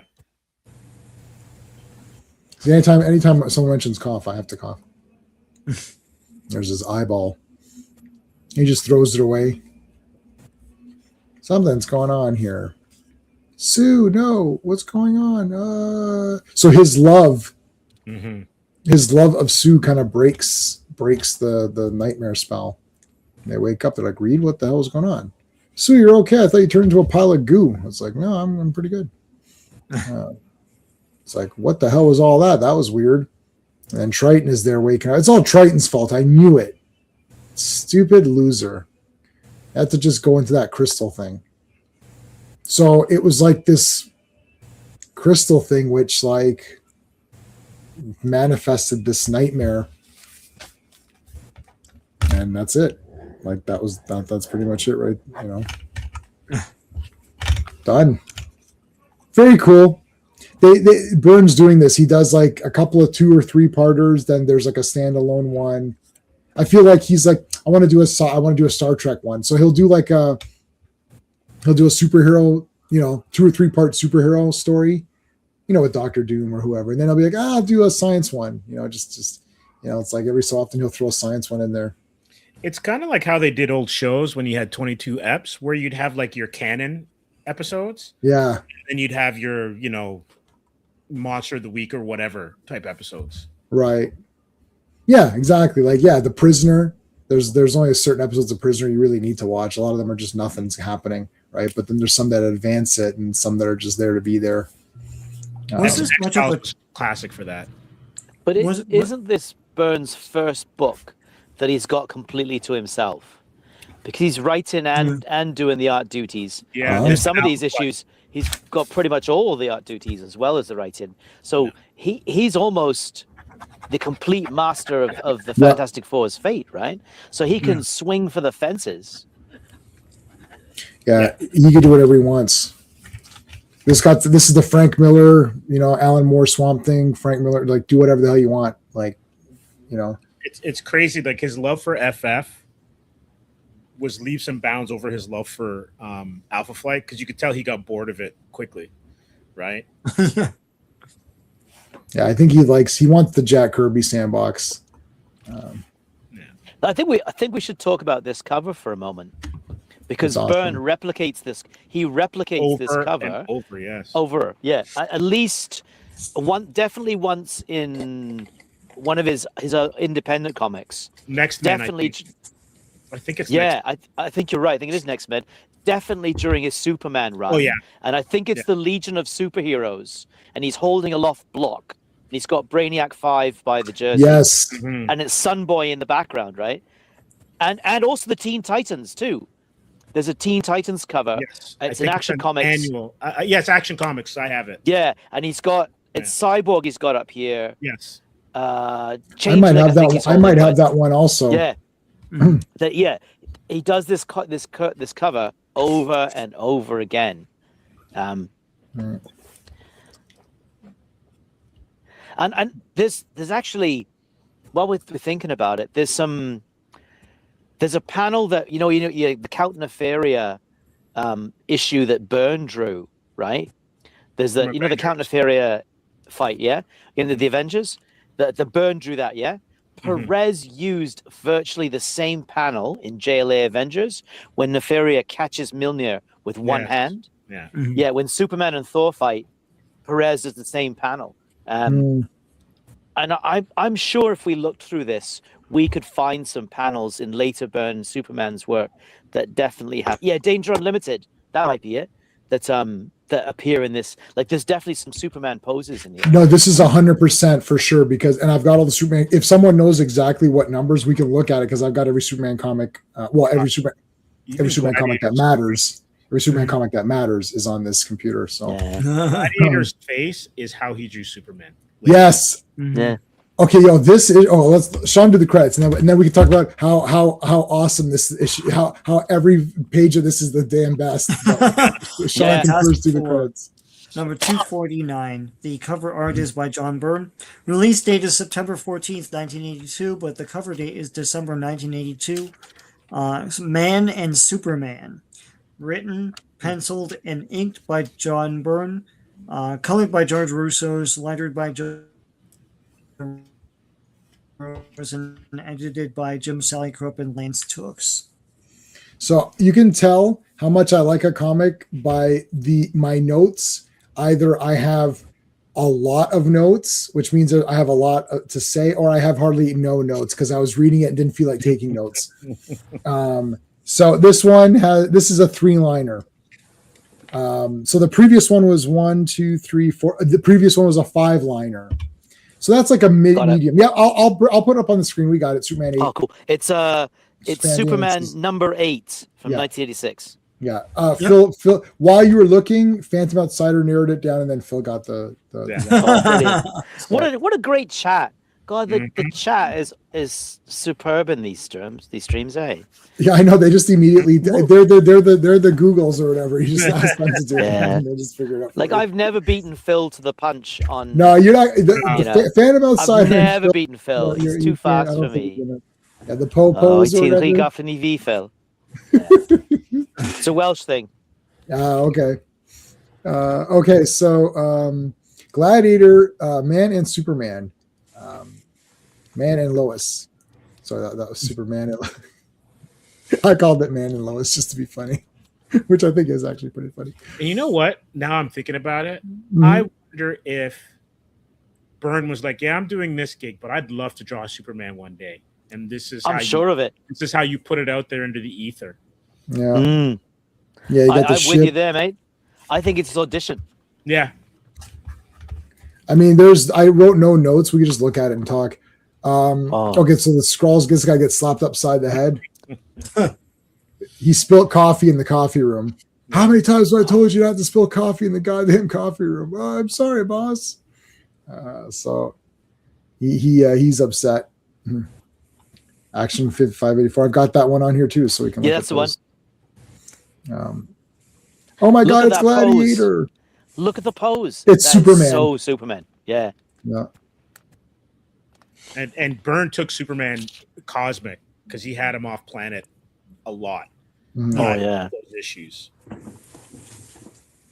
What the hell's going on? It's Superman. That's not Superman. It's Gladiator. Oh yeah, I meant Gladiator. Holy shit! Look at their eyes. I love their yeah, those old goggles. Like hypno eyes or whatever. Yeah, they're those hypnotized. That's the X-ray versions or whatever. Yeah. Titans issue. The Titans. Who are the Titans? Oh yeah. 100%. 100%. Thanks, Classic. Or was that Phantom? Sorry. Classic. That was Classic Comics. That was Classic. Yeah, 100%. Okay, so he just like flew through it. And just he blew it up. Damn you blew it up. No, he didn't blow it up. They blew it up. They blew it up. Yeah, okay, sorry. Yeah, and he just like walked it off. All right, so they're hanging out, and there's Julie in her Julie costume. Yeah, I like Julie a lot. She's great. And she's like, "Oh, Thing," and then Thing gets all upset. "Oh, I gotta go." It's like, walk it off, buddy. You fought Galactus. Like, come on. Look at Johnny's jacket. Yeah. Yeah. Look at Johnny's jacket. That is awesome. It was 1983 or whatever. Yeah. All right, so Ben Grimm takes off. Mime, kill it. No, don't kill Julie. Yeah. A mime is a terrible thing to waste. Yes. Do you know what's funny?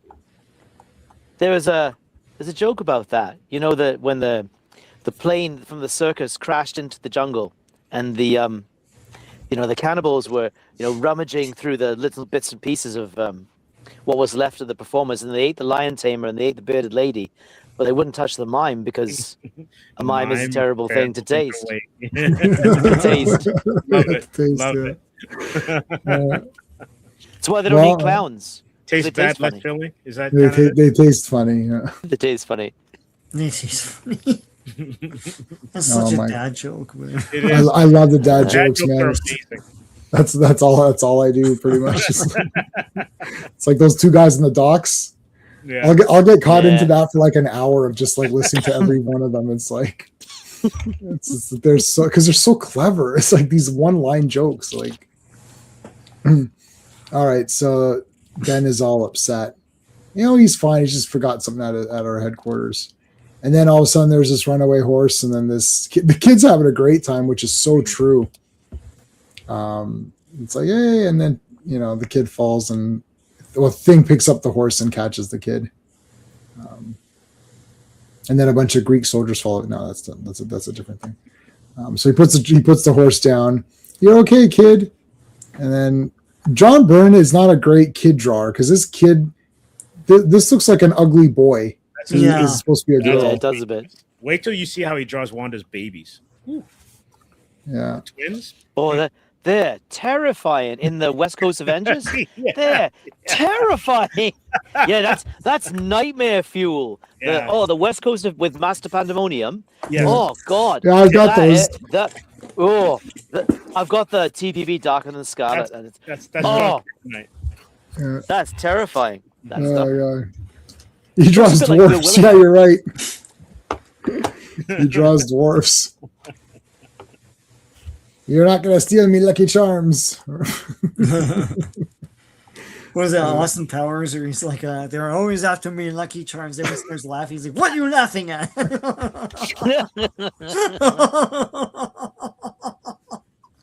Ooh, whipping the hair.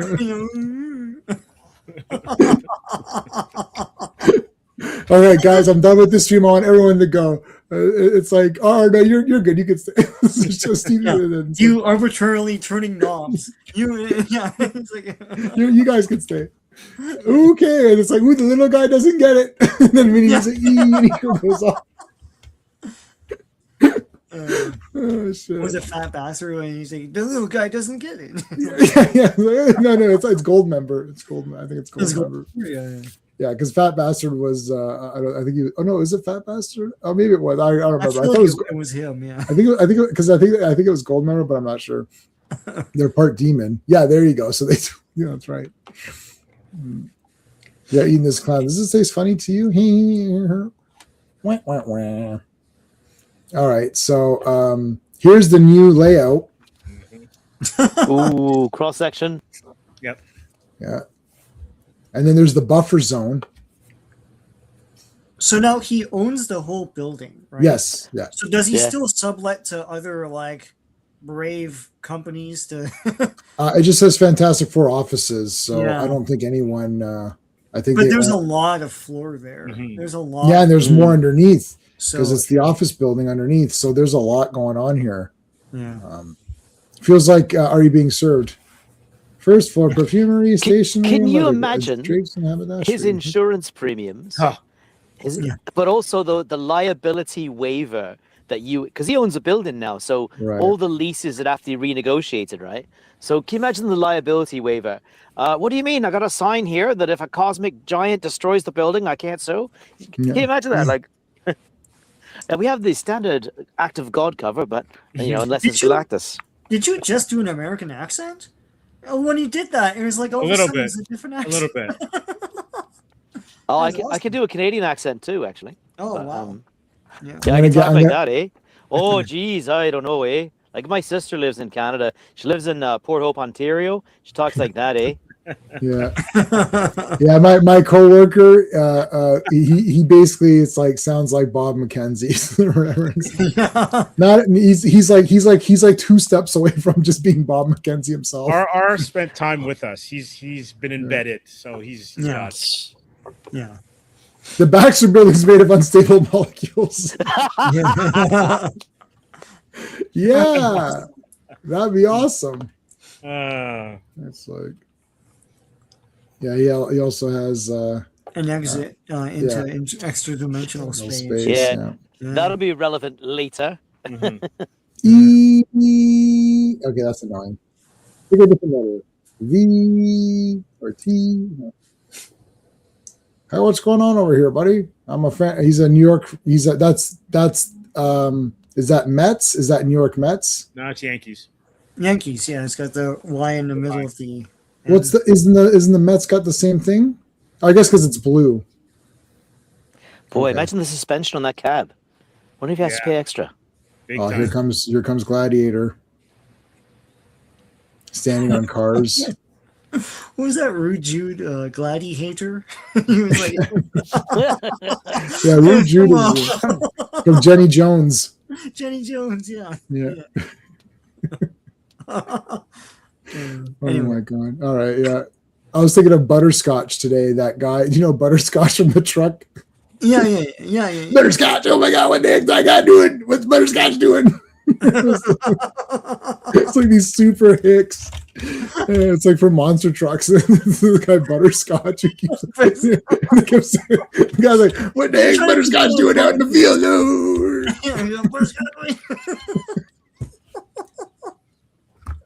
You don't have to fill every single space of silence, guys. It's like, yeah. It's like, god damn it. Like, just, yeah, I know. All right, so he picked up a car. You know, maybe he liked it. I don't know. What are you gonna do? He threw a car at Thing, and Thing caught it.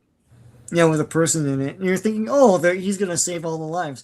Except the thing gets punched through like 20 cars, and all those guys are dead. Yes, everyone's Well, dead here. they don't show any bodies, so and the car doors are open. If you look, Yeah. the car doors are open. Yeah, I Maybe guess back that's to their out, right? They've already been Oh. evacuated. Yeah, No, they because the got car- out. Yeah, look at the car doors. You're right. That's Byrne being Yes. clever, right? That is very smart. 'Cause, otherwise, this would be an episode of Invincible. Yes. Yeah. Also, too, this is New York. This isn't their first rodeo with a super. Villain. Right, so that they Yeah. know. Yeah. As So soon as go the ahead, kids. There's a animal, super villain. like shows up, they're like, screw this. We're out of town, man. Let's go. Yeah. There was a story element where he mentions the explosion near Pluto, and that's what we had just seen. Yeah, So it's just Yeah. a show. It's just to show that his sensors are out there, like he's constantly monitoring everything. So that's just like a small. I made one small note, and then I just wrote Glad v Ben. That was That's my a really note. important note, though, because Yeah. I actually missed that the first few times I read it.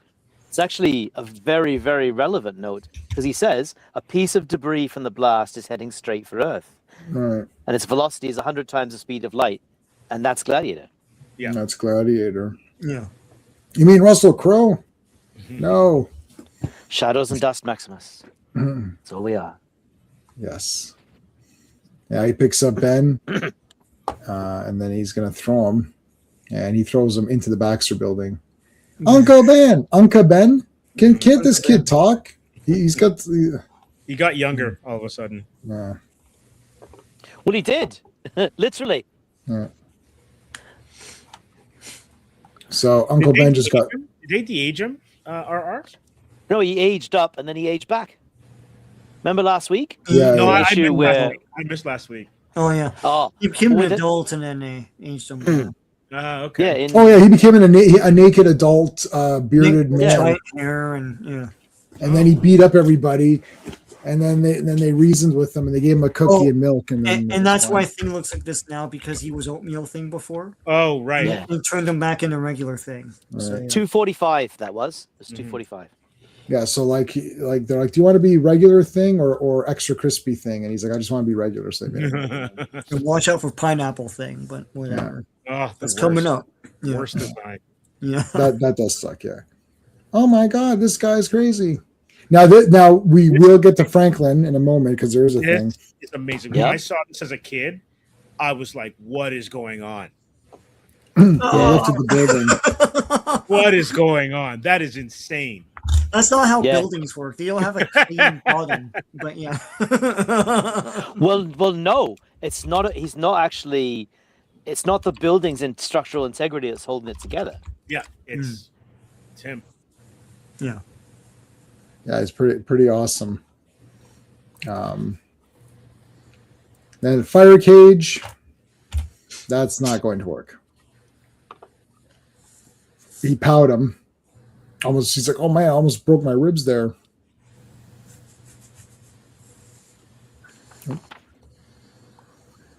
Gladiator laughs. Ha, ha, ha, ha, ha. That's like the end of He-Man. It blows him out. It's like, oh, It's like the Olympic flame in Superman 3. yeah. That was awesome. Yeah. Because he's so bored. He was yawning before that. He's like, God, this is so boring. Like these Olympics, these people think they're all hot. And he's like, It's like, get out of here with your stupid shit. Yeah, you can defeat them all. So Yeah. All right. He's got the universal translator. This is a universal translator. I've got to ask you a question. If two trains are traveling at the same speed, but one now. Don't waste the translator on that. Great Scott. Hey, wait a minute. That's a Superman thing. There's at the most there's a good Scott. There's no great Scots in here. Maybe there's a good Scott. Hey Quagner, how's it going, dude? Hey, Quagner. What's up? Wagner. Oh, that was cool. I didn't notice the date. Yeah. Where was? How far back is that? Oh, When he's lifting the building. Phil, you legend. Oh my 1961. god, that is great.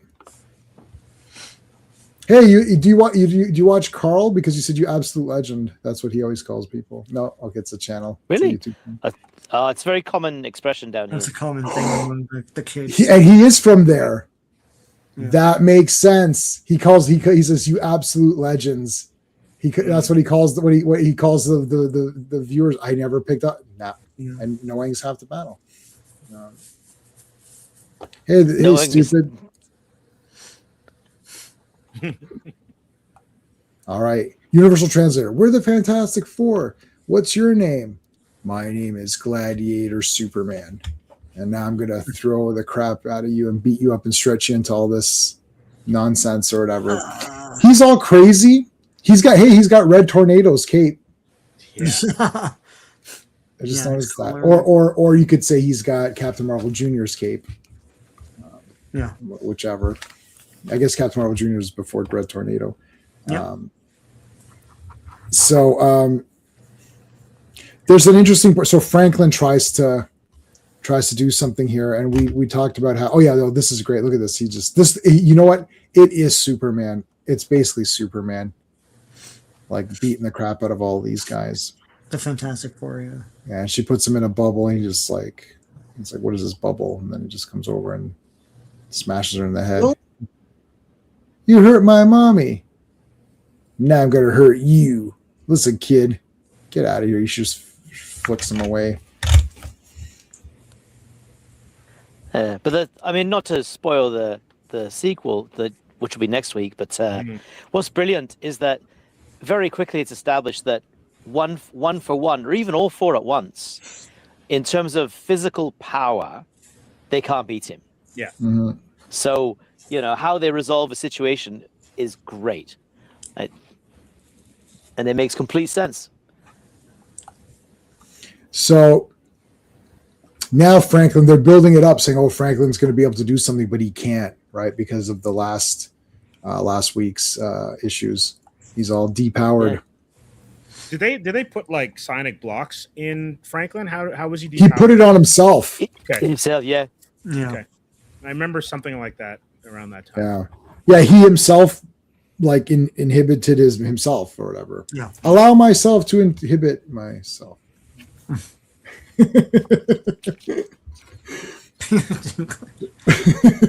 So I almost spat everywhere. Got a very Hold sore on a throat, so I second. just have to drink water.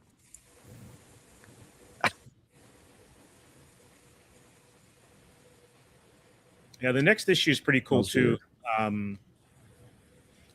What made me laugh is in the aftermath of this issue, the first couple of panels, everyone's friendly neighborhood Spider-Man shows up, and it's actually pretty funny how he stumbles onto the scene. Yeah. And he's not the only one. No, it's basically. I'll be back in a second. Don't worry. It's basically like all of the heavy hitters from Marvel. Yeah, it's great. Yeah. So this is just before Secret Wars, right? Or is it? No, it's 2 years. Yeah. Because Secret Wars I thought Secret Wars is 84. Yeah, it is, but this is not 82. This is 82 or 80, Yeah. This is early 83. So it's the 83 or beginning of whatever. 83. Yeah. Yeah, January 1983 is 250. That's the Yeah. cover date, I think. Oh, the cover date. And that's yeah, a great cover too. 250 is a great cover. Oh yeah, this Yeah. is 82. This is 82. Yeah. It's yeah. great cover. Yeah. And of course, what a great cliffhanger we're about to be left with, Mm-hmm. because everyone be going, what? Oh, it's great. Oh, 1 second. Hello.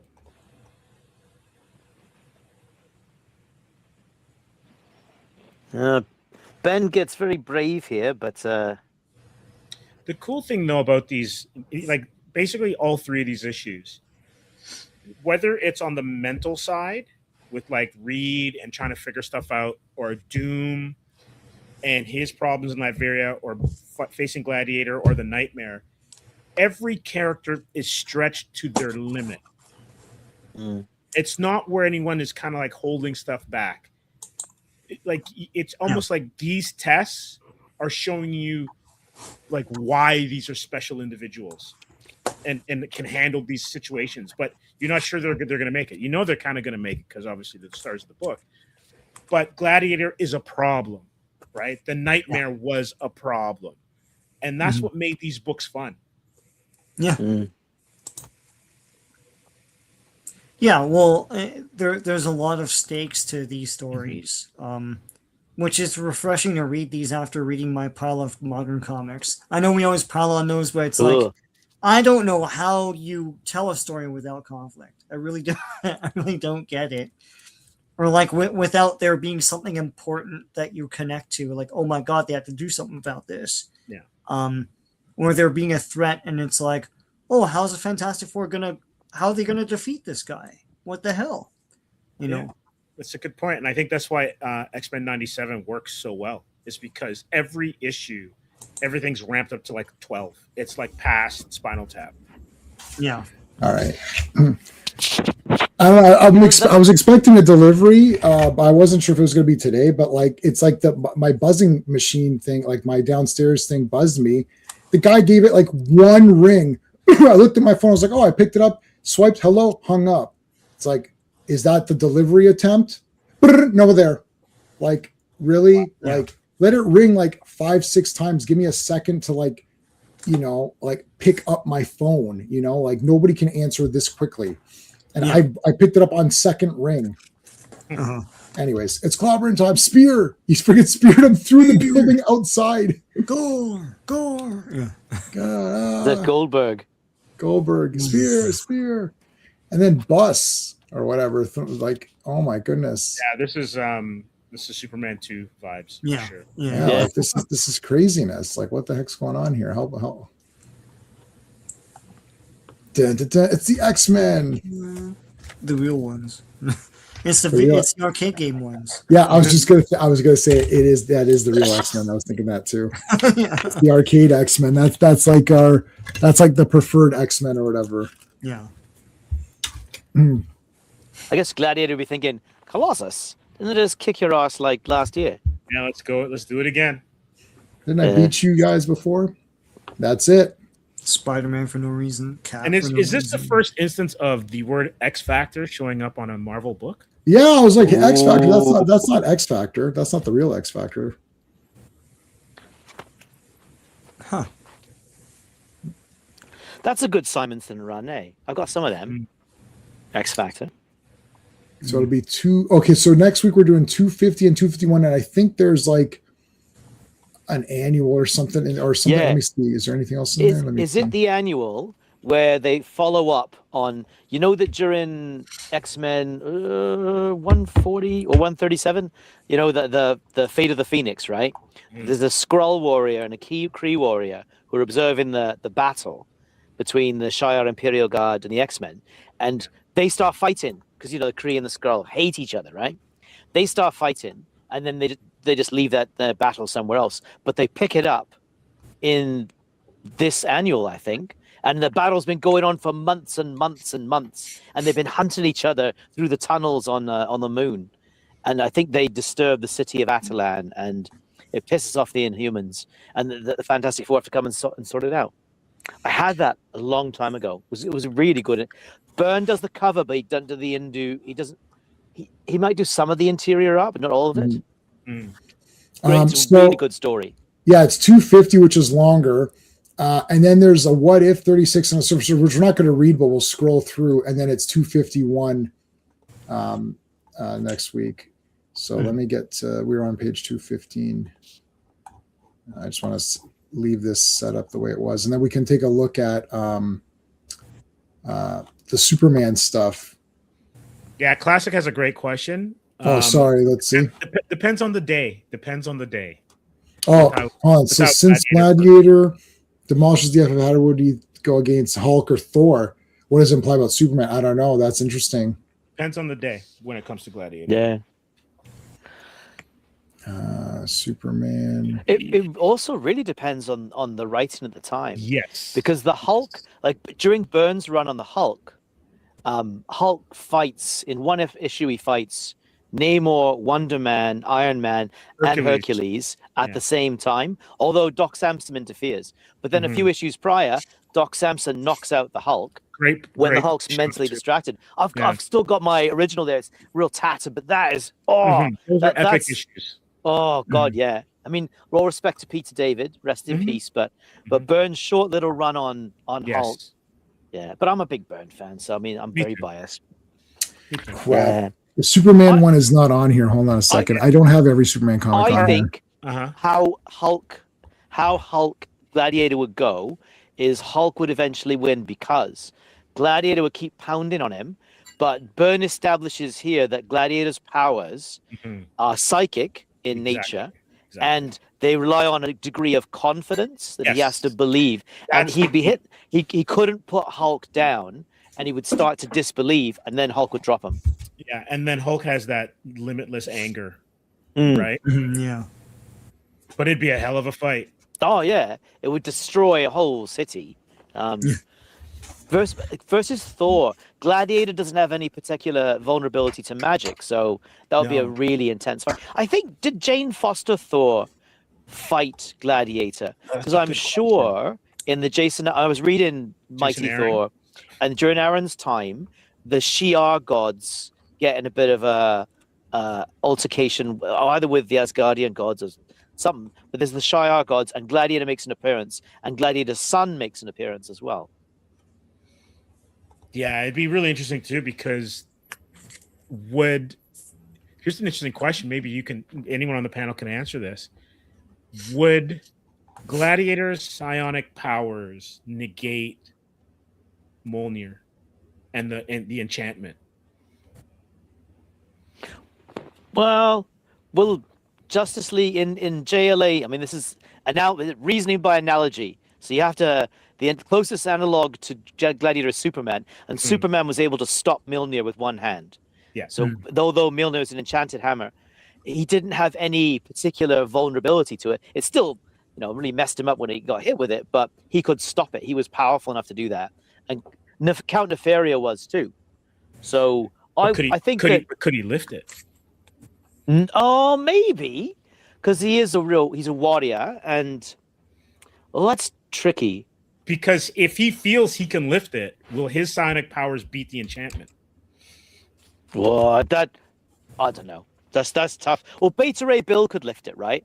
But Beta Ray Bill could lift it. But he was worthy. Yeah, he was worthy. Gladiator's a really interesting character because he's not as restrained as Superman, as we see in this issue. He's quite punch first, ask questions later, but he's very, very loyal. Gladiator. He has a code. Right, he has a very strong sense of ethics, and that comes through next week quite strongly. And also, you notice he hasn't actually tried to kill any of the Fantastic Four. No. Right, like because he could have. I don't. Okay, you know what? All my Byrne Supermans are on Kindle, and I don't have them on the drive. Oh wow! Because I got them all, so I'll have to get them on the drive in order to share them.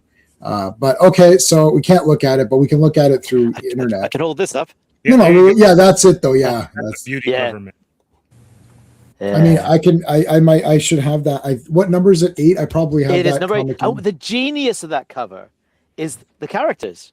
You got Invisible Kid, where Invisible Woman's lying, Brainiac 5, where Reed was, Block, where Thing was, and Sunboy. It's perfect. I mean, the Byrne must have been. Yeah, I have that. I have the actual comic. Yeah. So that's when you know a creator's cooking with fire, man. So Superman. I mean, he did some Volume quite two.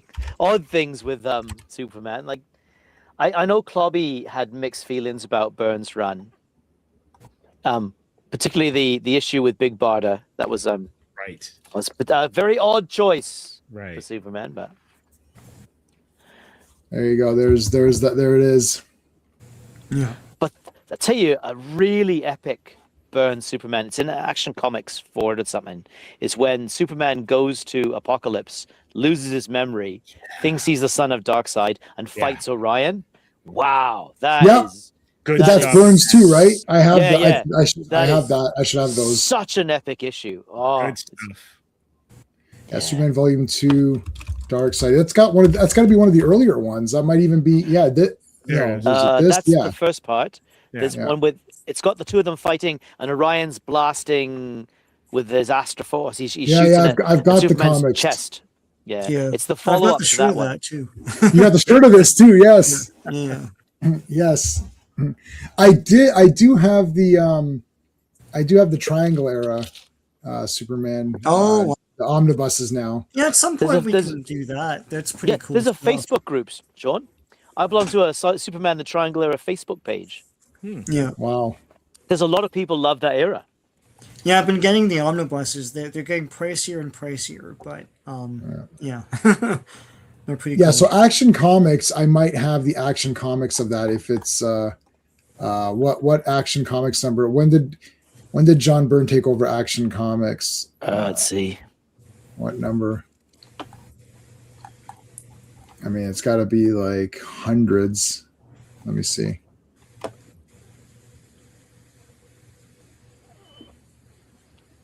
Nope.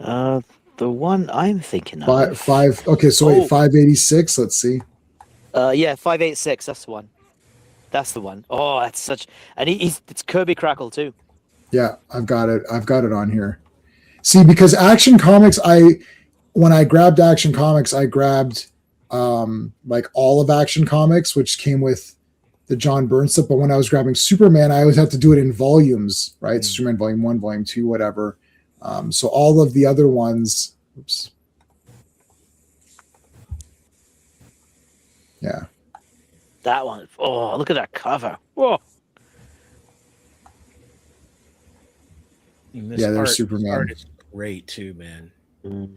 And the thing is, I think he doesn't get enough credit as an inker. Dick Giordano, he's fantastic inker. Mm. There's DS. I like that dark side, that Byrne's shape of Darkseid. I found, like, I'm not a huge Jim Lee fan because I found Jim Lee overcomplicates things. Mhm. I mean, and it was a fresh approach. When he started on X-Men, it was a very fresh approach. People loved it. Like, my mates loved it. But Darkseid, I love that simple, blocky look to Darkseid that Byrne. It's a fidelity to Kirby, right? So. Yeah.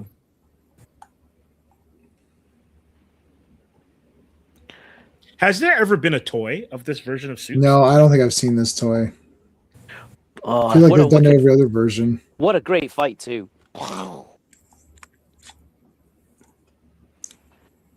And then you're going to come up on Superman. Oh, Darkseid.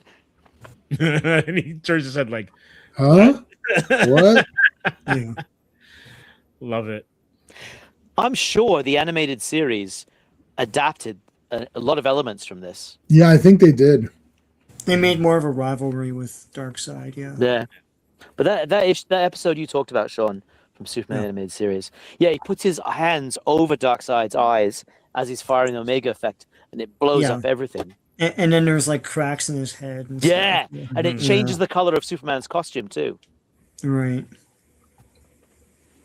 How is there not? There must be some kind of John Byrne Superman. John Byrne, like there has to be an omnibus. It or was something, isn't pricey there? though, keeping up with Superman then. Like it became Yeah, it quite was. pricey Yeah. because you had 3 books going at once. Jason, there are omnibuses there, but you have to know what they're called to read them in order. Right, I There's see. Yeah. Exile, the Exile era, and whatever it was before. I guess they called it Man of Steel or something before that. So they're coming out with a Finest, which is one that That's cool. it's coming out in November. So it's Yeah. John Byrne. So I'll just get that to make it easy, but which I just pre-ordered it. It's coming out in November. So Yeah, I'll just almost finest. There's a lot of good Batman '70s world finest collections coming out. Mhm. I have them pulled at my shop, but those finest things are awesome. They're the epic like a DC epic basically. Oh, there's a hardcover of it already right now. Man of Steel #1 that you can just have right now. It gives you Man of Steel 1-6, Superman 1-4, Action Comics 584, 587, Adventures 424, 428, and Who's Who. So that one's already on there now.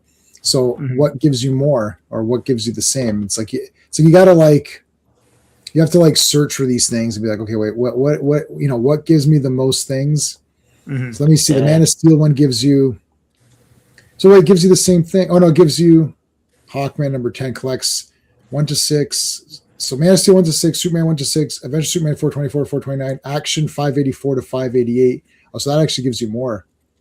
584. I liked Byrne's Man of Steel, the relaunch, the reinvention of Superman. I know Clobby. Yeah. I know Clobby had a lot of issues with it. But Yeah, they dialed back a lot of stuff, and now I'm used to it. But at the time, it was too jarring. It's like he's born on Earth through a birthing matrix. Where the hell did you get that from? Yeah. It's like there's such a thing as light speed and time warping. So I think, Sean, that was to overcome citizenship issues. Yeah, I guess so. He was born in America, so Yeah. yeah, Like Bruce Lee. yeah, Yes. yeah. Yeah. This is all awesome, though. You know what I'm also thinking about too is I don't think as a kid it really sunk into me is the amount of talent shift in terms of art that went from Marvel to DC in the 80s. If it wasn't for those Image guys, Marvel's level of art, like talent, would have severely trailed DC by a lot. Yeah. Because they lost Perez, they lost Byrne. Miller eventually went over there as well too to do Dark Knight. So they were losing a lot of the guys that were, and women as well too, that were like some of the superstars at Marvel. Eventually went to DC. Wow. They kept Simonson though, didn't they? They hung on to Simonson. Yeah, no, they did keep him because he had Thor, right? And they kept till 86. Yeah. All right. Yeah, I posted a bunch of links, guys, for all the panelists in the chat. So make sure you're subscribed. We're back for Avengers on Monday. Sean, what have you got other than that? I've got Amazing Spider-Man first appearance of Punisher tomorrow, and after that will be Close Encounters of the Third Kind, the Viewmaster reels. So stay tuned. Nice. Steve, what do you got? Going to be joining you, fine gentlemen, for the streams next week. And then we're going to have another Accomplished Asylum Weekly where we're going to look at some of the casting news for X-Men. They just cast Emma Frost. Oh, is that is she Samara Weaving? Samara Weaving. Yeah. I think it's great casting if it sticks. That's great casting for when that movie gets canceled. I mean, comes out. Haven't they cast Beast and Rogue as well? Allegedly. I'm going to wait a little bit before I talk about that. Good point, Phil. I was taking a look at how much stuff has been canceled on both sides, because we're also going to talk about Booster Gold getting canceled. Anytime you hear an announcement, just ignore it. Yeah, it's been crazy. Like everything in the DCU that James Gunn has kind of been doing, you can kind of go X. That Swamp Thing thing's never happening, and I knew that the second he announced it, because I was like, what does this have to do with an overall plan? What are you talking about? Right. Yeah. Do you know, doesn't it feel like someone has said it, that Warner Brothers has this incredible treasure trove of characters and IPs that belong to them, but they're run by idiots. I mean, all you had to do was do, standalone Superman movie, Eh. Yeah. Standalone Batman movie, standalone Wonder Woman movie. It's all you do to start. Build it from there. The green.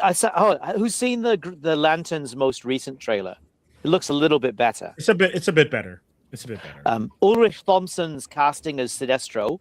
That's great. That's very good casting. Mm-hmm. I mean, like, again, it's like, as I've always said, I go by the characters. Everything, I start with the characters. If the character itself, the hero, is not awesome, it's over for me personally. Like Supergirl, couldn't stand her. It's over. Oh, there was some good fun. I don't care. I don't care about Supergirl. I don't care about her stupid journey on this thing. She kills the guy at the end. F this movie. We already know about the Spider-Man spoiler. If you're new, if you're watching now, we won't say it, but we know the villain is not good. The villain is one of my favorite characters. So I have the main hero in Brand New Day tattooed on me and the main villain tattooed on me, though I didn't think it was a villain tattoo when I got it. Any case, but because it's called Spider-Man and he is awesome in it and all this stuff with him and the heroes are good. So he is awesome. I like the supporting characters. I don't like the villain. So the only negative for me is I don't like the villain, and I really, really don't like the villain.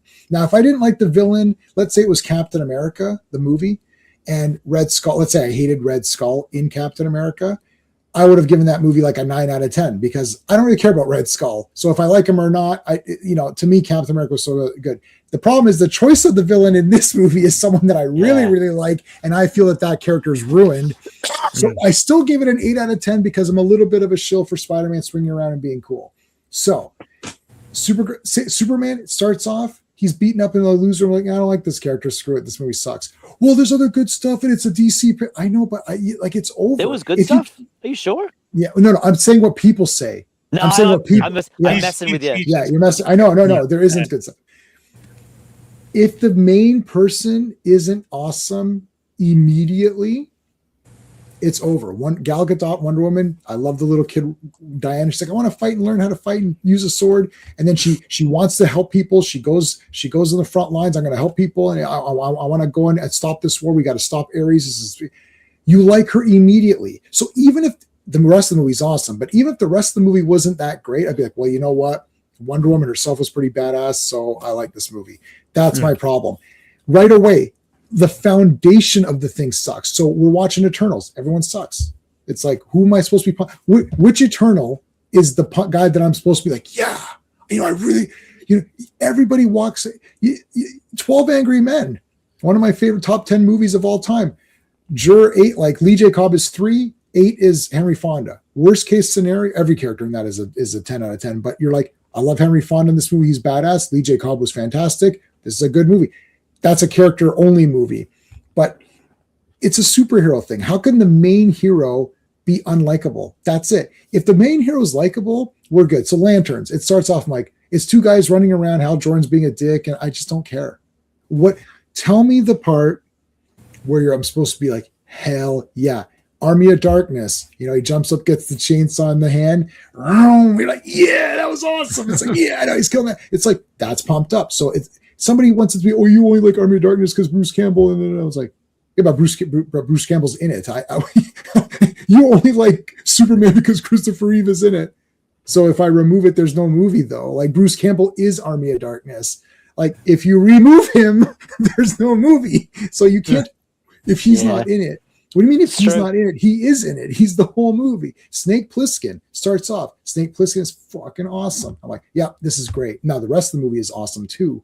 That's a bonus. I'm just saying the groundwork. Obviously, if Snake Plissken is awesome and the rest of the movie is horse shit and has plot holes and is terrible, then you might be like, well, we kind of, he was a great character, but it didn't go anywhere.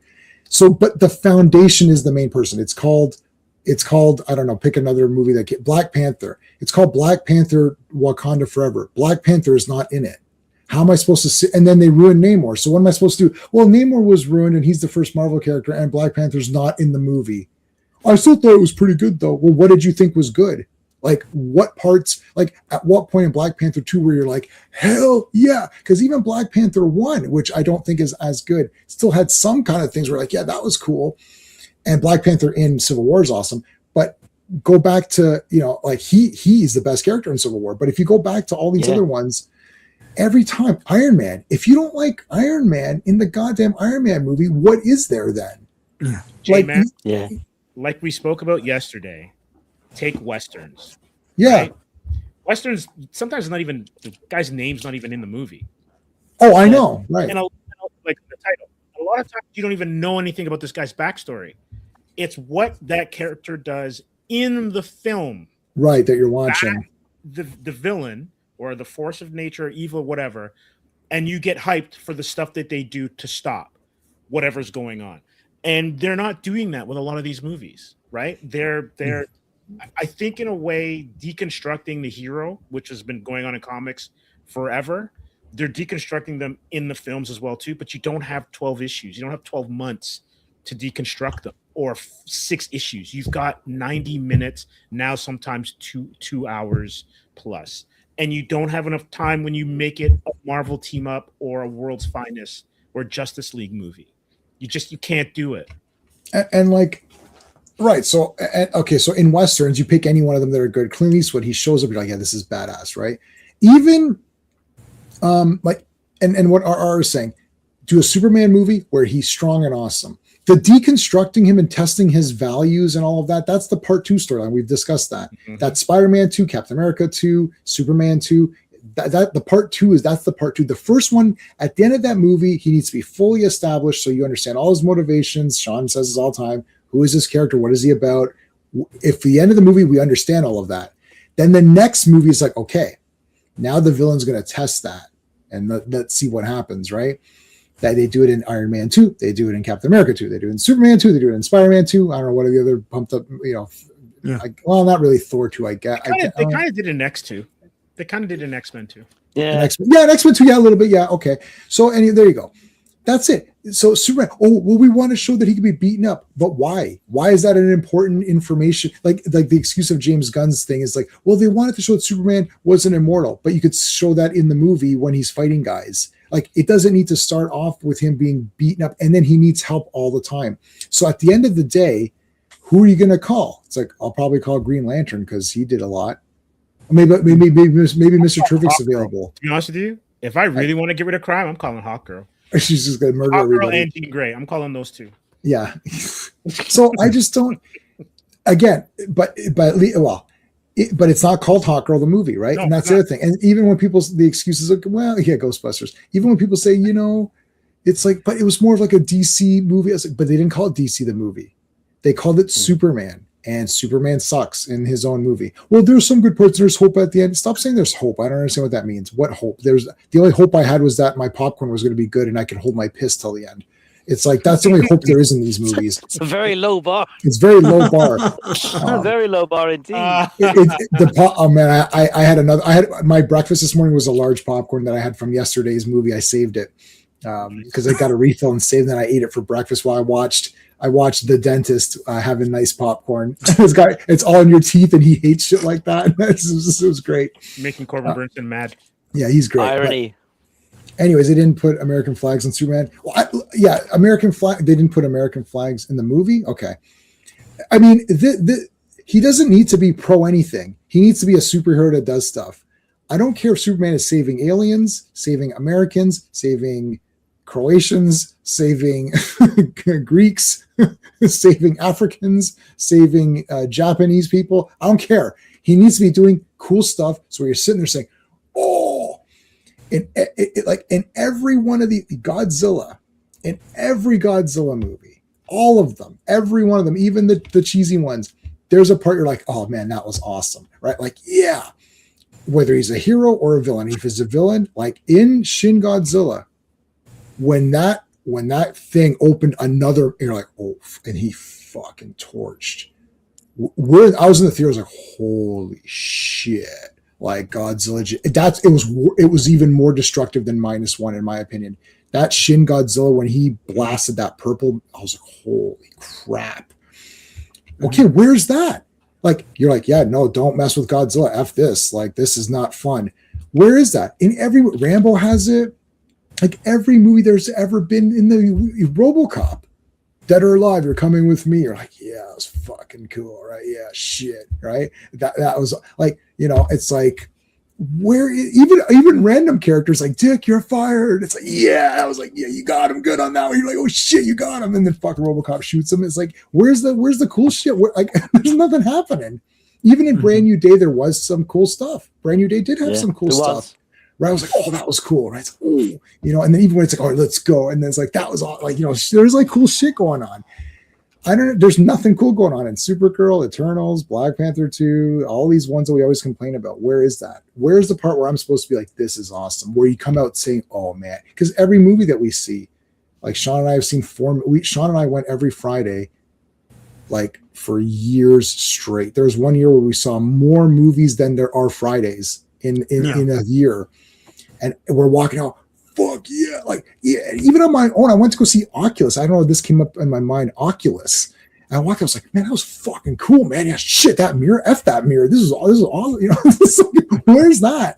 Where is that? That is gone from some like random movies. My wife was doing a poetry reading. She's like, you don't have to stay. I'm like, perfect. I'll go see some movie. I was like, what's this Oculus? This looks good. I was like, whoa, that was awesome.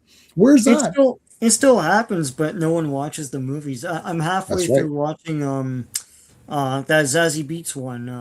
That was awesome. They Will Kill You. That's incredibly. I thought it was just gonna be some ho hum thing. I was like, what the hell? Who directed this? That was awesome. Yeah. It's so cool. Karen Gillan is awesome. Yeah. No, that was like she's in that room and those guys come. I was like, what the hell's going on, man? I don't know. Okay, once she killed that entire room in 2 minutes, I was like, well, wait a minute. That like. And the only is like, who are you? Yeah, right. There's the big like, who are you? And like you're pumping the hero up. See, that's actually okay. So that's a better Superman movie than Superman, because in that movie, she came and she's strong. She's sneaking in and she destroys everybody. Now you haven't seen the rest, so you saw what happened. And then she tells her big backstory. And then the backstory, right? So the structure's better. And then those guys, you saw they come back, right? Obviously, have you seen that they come back or no? No, I'm gonna.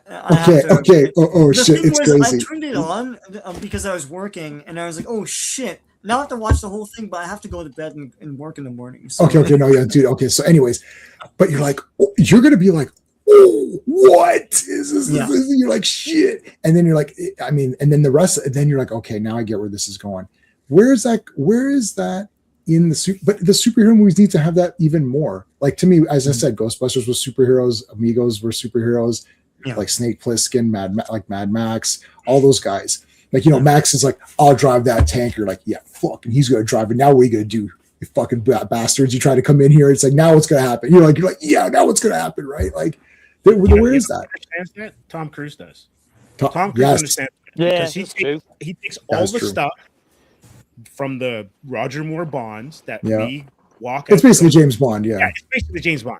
So it's like, oh, remember when they went out the plane and then the guy dove after the guy and he had no parachute? Like, there's always stuff in those James Bond movies where you're watching it and you want to see that set piece. Yeah. Tom Cruise does it, but then keeps it more serious and grounded. And I can't tell you, other than like the Tobey Maguire one when he's holding the train back. That was cool. That's great. But that one scene is the scene that everyone remembers in all the other movies as well too. When Steve holds the helicopter, yes. When Holland is holding the ferry together, right? Yes. Superman going back in time. Like there's certain things that stick out in your mind, but I can't tell you one thing that Hulk's done in a movie where I like, maybe slamming Loki. Yeah, Puny God is the only where you're like, that Hulk was good. That was great, but for the Hulk, hang on. There is a Hulk moment. I'm always angry. That was cool. Moment. That's a cool Hulk moment. Cool moment. That's my secret. Because I never understood I'm always that. angry. I'm the one guy. It's like, what are you talking about? But the thing about it is, it's basically saying I can turn into Hulk when I want to. But like, I'm a Hulk fan from when I was a kid. So I remember books where he hated being on Earth, so he tried to jump off the planet and he jumped into the upper atmosphere. That's cool. Like, he has escape velocity now. So they really haven't explored the stuff like that Hulk at all. He kind of sucks in every movie. It's crazy. Like Thor when he shows up on Wakanda. That's what I remember from that movie. Or even when he's getting Stormbreaker. So those moments, like Wolverine has a ton of them in his movies, right? Mm-hmm. But these movies don't have those moments where you leave the theater going, "Oh my god, you remember when they did that?" But go to a Yeah. Tom Cruise Mission Impossible movie. There's like 4 of those moments. There's a lot of pumped up stuff. Even Henry Cavill is better in Mission Impossible when he does the loading of the Yes, that was He sick. his arms. Then Yeah. he's in a Superman. Yeah, because he's cocking the guns like, it's like, all right, let's go. That he is ad-libbed that. still an amazing moment. Yeah, and like Van Damme showing that he thought there was gonna be a shotgun in Hard Target. It was like it's just his Yeah. leg. He unsheathed his leg. You're like, what? Okay, and then oh, Yeah. all right, like they can't make cool movies anymore. Like it's supposed to be a superhero thing. Yeah. Like the only I told you, my wife watched a Doomsday trailer. The only part that got her was when because like what it can't be, and then whoosh, it came to it was Yeah. Chris Evans. She's like, oh, that was cool. Yeah. That's That- it. That's trading on that moment in Endgame, though. Yes. Right? That's Yeah, just of trading course. on the because that was probably one of the last great moments in a superhero movie where the Yeah. whole audience went nuts. Yes. Yeah, they went nuts on that. People applauded on Spider-Man though in my theater. They Oh, cool. they did not. My theater definitely really they walked out the same. That's 10 out of 10. I don't think there's too many people caring about that character. It's like, well, yeah, they either didn't know who it was or didn't really care, or didn't really mind. And they also think, well, that'll be why people don't like her kind and stuff. And they'll make up a story in their head to make the movie enjoyable. But the problem is, I'm like, well, this guy's dead. That tank destroyed a shit ton of stuff. I'm like, oh my Yeah. god, like this is crazy, right? This is and they're supposed to be disliked not due to their actions, just due to their differences. Due to right. prejudice, right? Yeah. Oh yeah. Oh no. Because if you're scared of them based on the actions, it's like, well, why are you scared? Well, let me show you the news here. No, Yeah. they're This gonna go shit- the lazy. They're gonna go the lazy route and say that Secret Wars reshuffles everything. So That is it's what a that- different that's what- Jean Grey. That's But what it's like, then why introduce Jean Grey? That's right. What's happening here? That's right. God That's damn. right. You're right on It's- both those. it's They're the going to whole do that. They introduced Kang in that show, but it's not really Kang. Then they had Kang in that Ant-Man thing. Ant-Man. Ant-Man defeats him. Then they said we're gonna make, and they intended when they made that movie to make the Kang Dynasty, and they set it up. But it's like, who am I watching? I am not connected to anyone. Do you know how movies work? Do you know how storytelling works? You connect to a character. That's why alternate versions of characters is stupid as shit. You're gonna make it the main thing and not just a weird thing that happens in an episode or a story. And here's where it works. First of all, Yeah. this is why you're right, Sean. You're 100% correct. When you think of the alternate characters, it works when you see them once. So when Tasha Yar came back, or you Yes. see people's Spock, it's like, Yeah. oh, cool. But when you then don't have your character, your version of the character to hang on to, it's almost like time travel for me. If you use time travel too much, it's a get out of jail card. There has to be absolute consequences, or else the actions mean nothing moving forward. Yeah. And like, That was probably the only thing the Flash movie got right. Yeah. see, I liked the guy as Flash. So I thought that was okay. I've watched it a couple times. I don't hate that one as much as everyone else hates it, but there's no Flash villains in it. No. But like Well, with yeah. Spider-Man, It's a Flashpoint movie. it's not a Flash movie. Yeah. Yeah, that's right. Yeah. Well, he becomes the Reverse Flash, right? Yeah, Like, sorry. he yeah. becomes his own Reverse Flash. Yeah, it's Yeah. it's Lightyear, It's basically. like- Yeah. He's I don't the know- villain. Sorry, spoilers, guys, but yeah. Sure. But like this, I mean, I don't know. But Spider-Man Brand New Day, Spider-Man is the hero. He wins. Yeah. He's clearly the hero. The good guys are very good. He's a good person. He does the best he can. He saves people. He doesn't let anyone die. There's something happens where a little bit of the arachnid transformation thing messes him up a little bit, and something happens, and it's pretty neat. And then he's like really like, oh no. But like again, when that happens, he immediately tries to fix. He's like, oh, something's wrong. Okay, I better. And then it goes right to science, right back to science. How can I fix this? That's cool. my And he friends- makes stuff. He My makes stuff friends on who his saw own. saw the film, who are very normies, done a comic store, and they were a bit thrown by the mutation. They were a bit thrown by that, like, what's going on?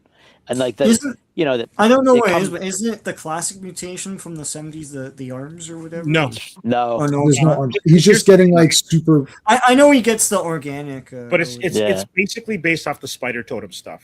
Yeah. Spider-Man, Oh my the one. God. You remember the one storyline? What? Morlun. Why not use Morlun as a villain? Boom. Why didn't they use Calypso? Well, that's politically incorrect now. Well, too bad. They can make it correct, and make by making it awesome. That's how you correct a mistake. You make it awesome. Also, like that. Too, that what we're talking about just now with the mutation, it's not resolved. No, because it's for. This is the main complaint on this movie. The actual complaint on this movie is that the subplots are literally there so that the next movie can do this subplot. So the next movie will have the mutation subplot continuing, and then 3 years from now, this character will maybe appear in something that she'll be too old for. It's like, or whatever. I don't know. Stepping stones. So that's but MCU does that. Now comic books do that too, but it's not as great for movies. It doesn't. You can have a few things in a movie that like, oh, that'll continue, but having it be like where somebody did the math. I saw this on Instagram. Someone's like, if you want to understand everything in Brand New Day, you need to watch 100 hours of, and they said you need to watch this episode of this and this and this because this is that, and it's like, who's going to do that? So then you got your friends, being like, oh, that's kind of weird. Oh, well, in the comics there's some mutation. I don't like what, but in the movie there's no like romance. There's romance problems, but it's not the central theme. So the thing is like he's mutating. It's making him super sensitive. Like his spider sense is crazy, super sensitive. Like he can like sense everything, and like the webs are super strong. Like he tries to put the web shoes, and it just destroys them. Like it's like and it just keeps whipping out. So it's like, and he's getting like, it's almost like he's not the Flash, but his senses are so crazy. There's a moment where it's almost like he's seeing in slow motion when his spider sense is tingling. So it's like, it's really mutating him. So he's becoming like a super spider. So that just hit me listening to you guys talk. It's a Sony film, right? Correct. Yeah. So you're going back to Toby, which was their idea to have it be organic, right? Yeah, they're bringing it back around. So this is Sony Spider-Man, but also they mention it. They mentioned Toby though. He says, yeah, "Oh, he goes over the other." They mention him. Yeah. But also, if his next movie's Battle World, they went into a long kind of explanation as to how he makes his webs. If he's going to be in like off planet, so to speak, he is. Yeah. That's how you maintain his webbing. Right. Yeah. Look, I'm okay with the planning ahead. Look, I know I'm going to watch the next movie, so I'm not worried about things will continue in the next movie. Like I'm okay. My only gripe is no helmet on Scorpion, which is weird, and the villain sucks. The villain sucks because of who the character is. The villain doesn't suck in the story. Could have been anyone. You know what? They could have made up a villain. Correct. Yeah. They could have just said it's a villain, and then this is some villain that then comes into the comics later. Sure. And it would have been fantastic. Yeah, it's just because of the name. They shouldn't have said the name. What's that? I found this at my parents' house, the Spider-Man scriptment by James Cameron. Oh, nice. And it's a photocopy of it from way back. It's got the stamps on it, so it's probably super illegal. But this is where the organic web shooters come from. Mm-hmm. And so when James Cameron wrote his scriptment, which was a treatment with script bits in it, that's what his idea was. It's puberty, so it's like this isn't really great. I know people are like, well, if James Cameron made Spider-Man, it'd be awesome because it's James Cameron. I know, but it's not good. Like Electro is kind of in it. It's a character named Strand. You probably know all of this, right? And Sandman doesn't talk or anything. He's just like a henchman guy, right? But yeah, this is where it comes from. I'll probably do a video on this at some point. But I bought this at Hollywood Canteen way back in the day. Oh, wow. Not from you didn't get it from that Value Village. It was called something else. Or are you saying the wrong name, or was there a different? I meant to say the wrong name. It was downtown. Yeah, it was Hollywood. I bought so much. The guy's still around. Hollywood, not Confidential. Hollywood. I'll remember it. That guy's still around. He's just mobile now. Because I saw him once. I was like, hey, shit. I was like, hey, it's you. Real screenplays. I've got a ton. I've got Spawn. I've got Splice. I have the old Luke Cage one where he says "Sweet Christmas" all the time. Yeah, what the hell is it? But it's like I got it. Hollywood Renaissance. Renaissance. That's what it was. You give me a minute. I knew I get it. Hollywood. That was guys. This was a great store. It had all original posters. I have all my original posters, or most of them are from them. This is before Movie Poster Warehouse, and this guy was super knowledgeable. And he had scripts, leaked stuff. It's like props, everything. It was awesome. He's mobile now. He only movies and stuff, and they're like $20 each. Like this thing was just $20. It's like, yeah, he's mobile now, and all of his posters are reprints. So I asked him at the last show I saw him. I was like, "Hey, Hollywood Renaissance." He's like, "Yeah." He goes, "Oh my god." He goes, "You're old school." I was like, "Yeah, but it was there from the." And I was like, "What's?" I was like, "Are these aren't original, are they?" Because I could tell the sizes are all off. And he's like, "No, I don't do originals." I was like, "Oh, how come?" He's like, "Because nobody wants to pay $100 for a poster when they can get one that's 1 inch less around, and it's the same thing, and it's like $10, you know, because you print, I print like 500 of them, and I sell them for $20 a piece as opposed to $100. Like, yeah. So he's like, "Wow." He goes, "I don't do originals anymore." He flat out just told me them. He goes, "I can print 100 of these and sell them, right?" And he goes, "And what am I going to do with original posters?" And then they run out of them. "Do you have a Spider-Man poster?" "No." "Well, because I only got like 20 originals and they're gone because the collector guys came and bought them all. Now I don't have any Spider-Man posters, and then I don't sell anything. Right. So I may as well just reprint them." And all he does is whatever movie's hot. So he'll have reprint Doomsday posters. Like if he's at the next show, he'll have Spider-Man posters printed, Dune posters. Yeah, Odyssey, whatever's out. That's what he does. That's his stick. So, very nice. But not original. Anyway, if you did Battle World, probably introduce symbiote. We don't know what they're going to do. Yeah, he doesn't have the 6 legs. He's not going to have any of that. Anyway, we'll see what happens. What's the next movie that's coming out? I don't even know. I mean, I've got Doomsday tickets already. Doomsday and Dune 3. Dune 3. There's other ones. What about when's Godzilla come out? Oh, I'll see that. Yeah, I'll see that for sure. Street Fighter. Yeah, Street Fighter. I'll see that for sure. Street Fighter. Do you have what it takes to be a Street Fighter? That was that rap. Batman. I pre-ordered that. Oh, Nightfall. The animated film. I'll wait to see if it's any good. I'm sure it's. I'm not going to walk right into this. Come on, we've been doing it a million times here. Well, I'm going to buy because I just buy everything anyways. Superman properly. So anyway. Yeah, I buy everything anyway, so it doesn't matter. I'm just buying it no matter what. Yeah. So, okay, that's it. We're done. We're gonna go. We're gonna see you guys on Monday. Live long and prosper. What does Fantastic Four say? They say nothing. They say goodbye. Bye. Thanks, guys. Hey friends, you've just been listening to J-Man, and he is the smartest person who ever lived. So make sure you like and subscribe.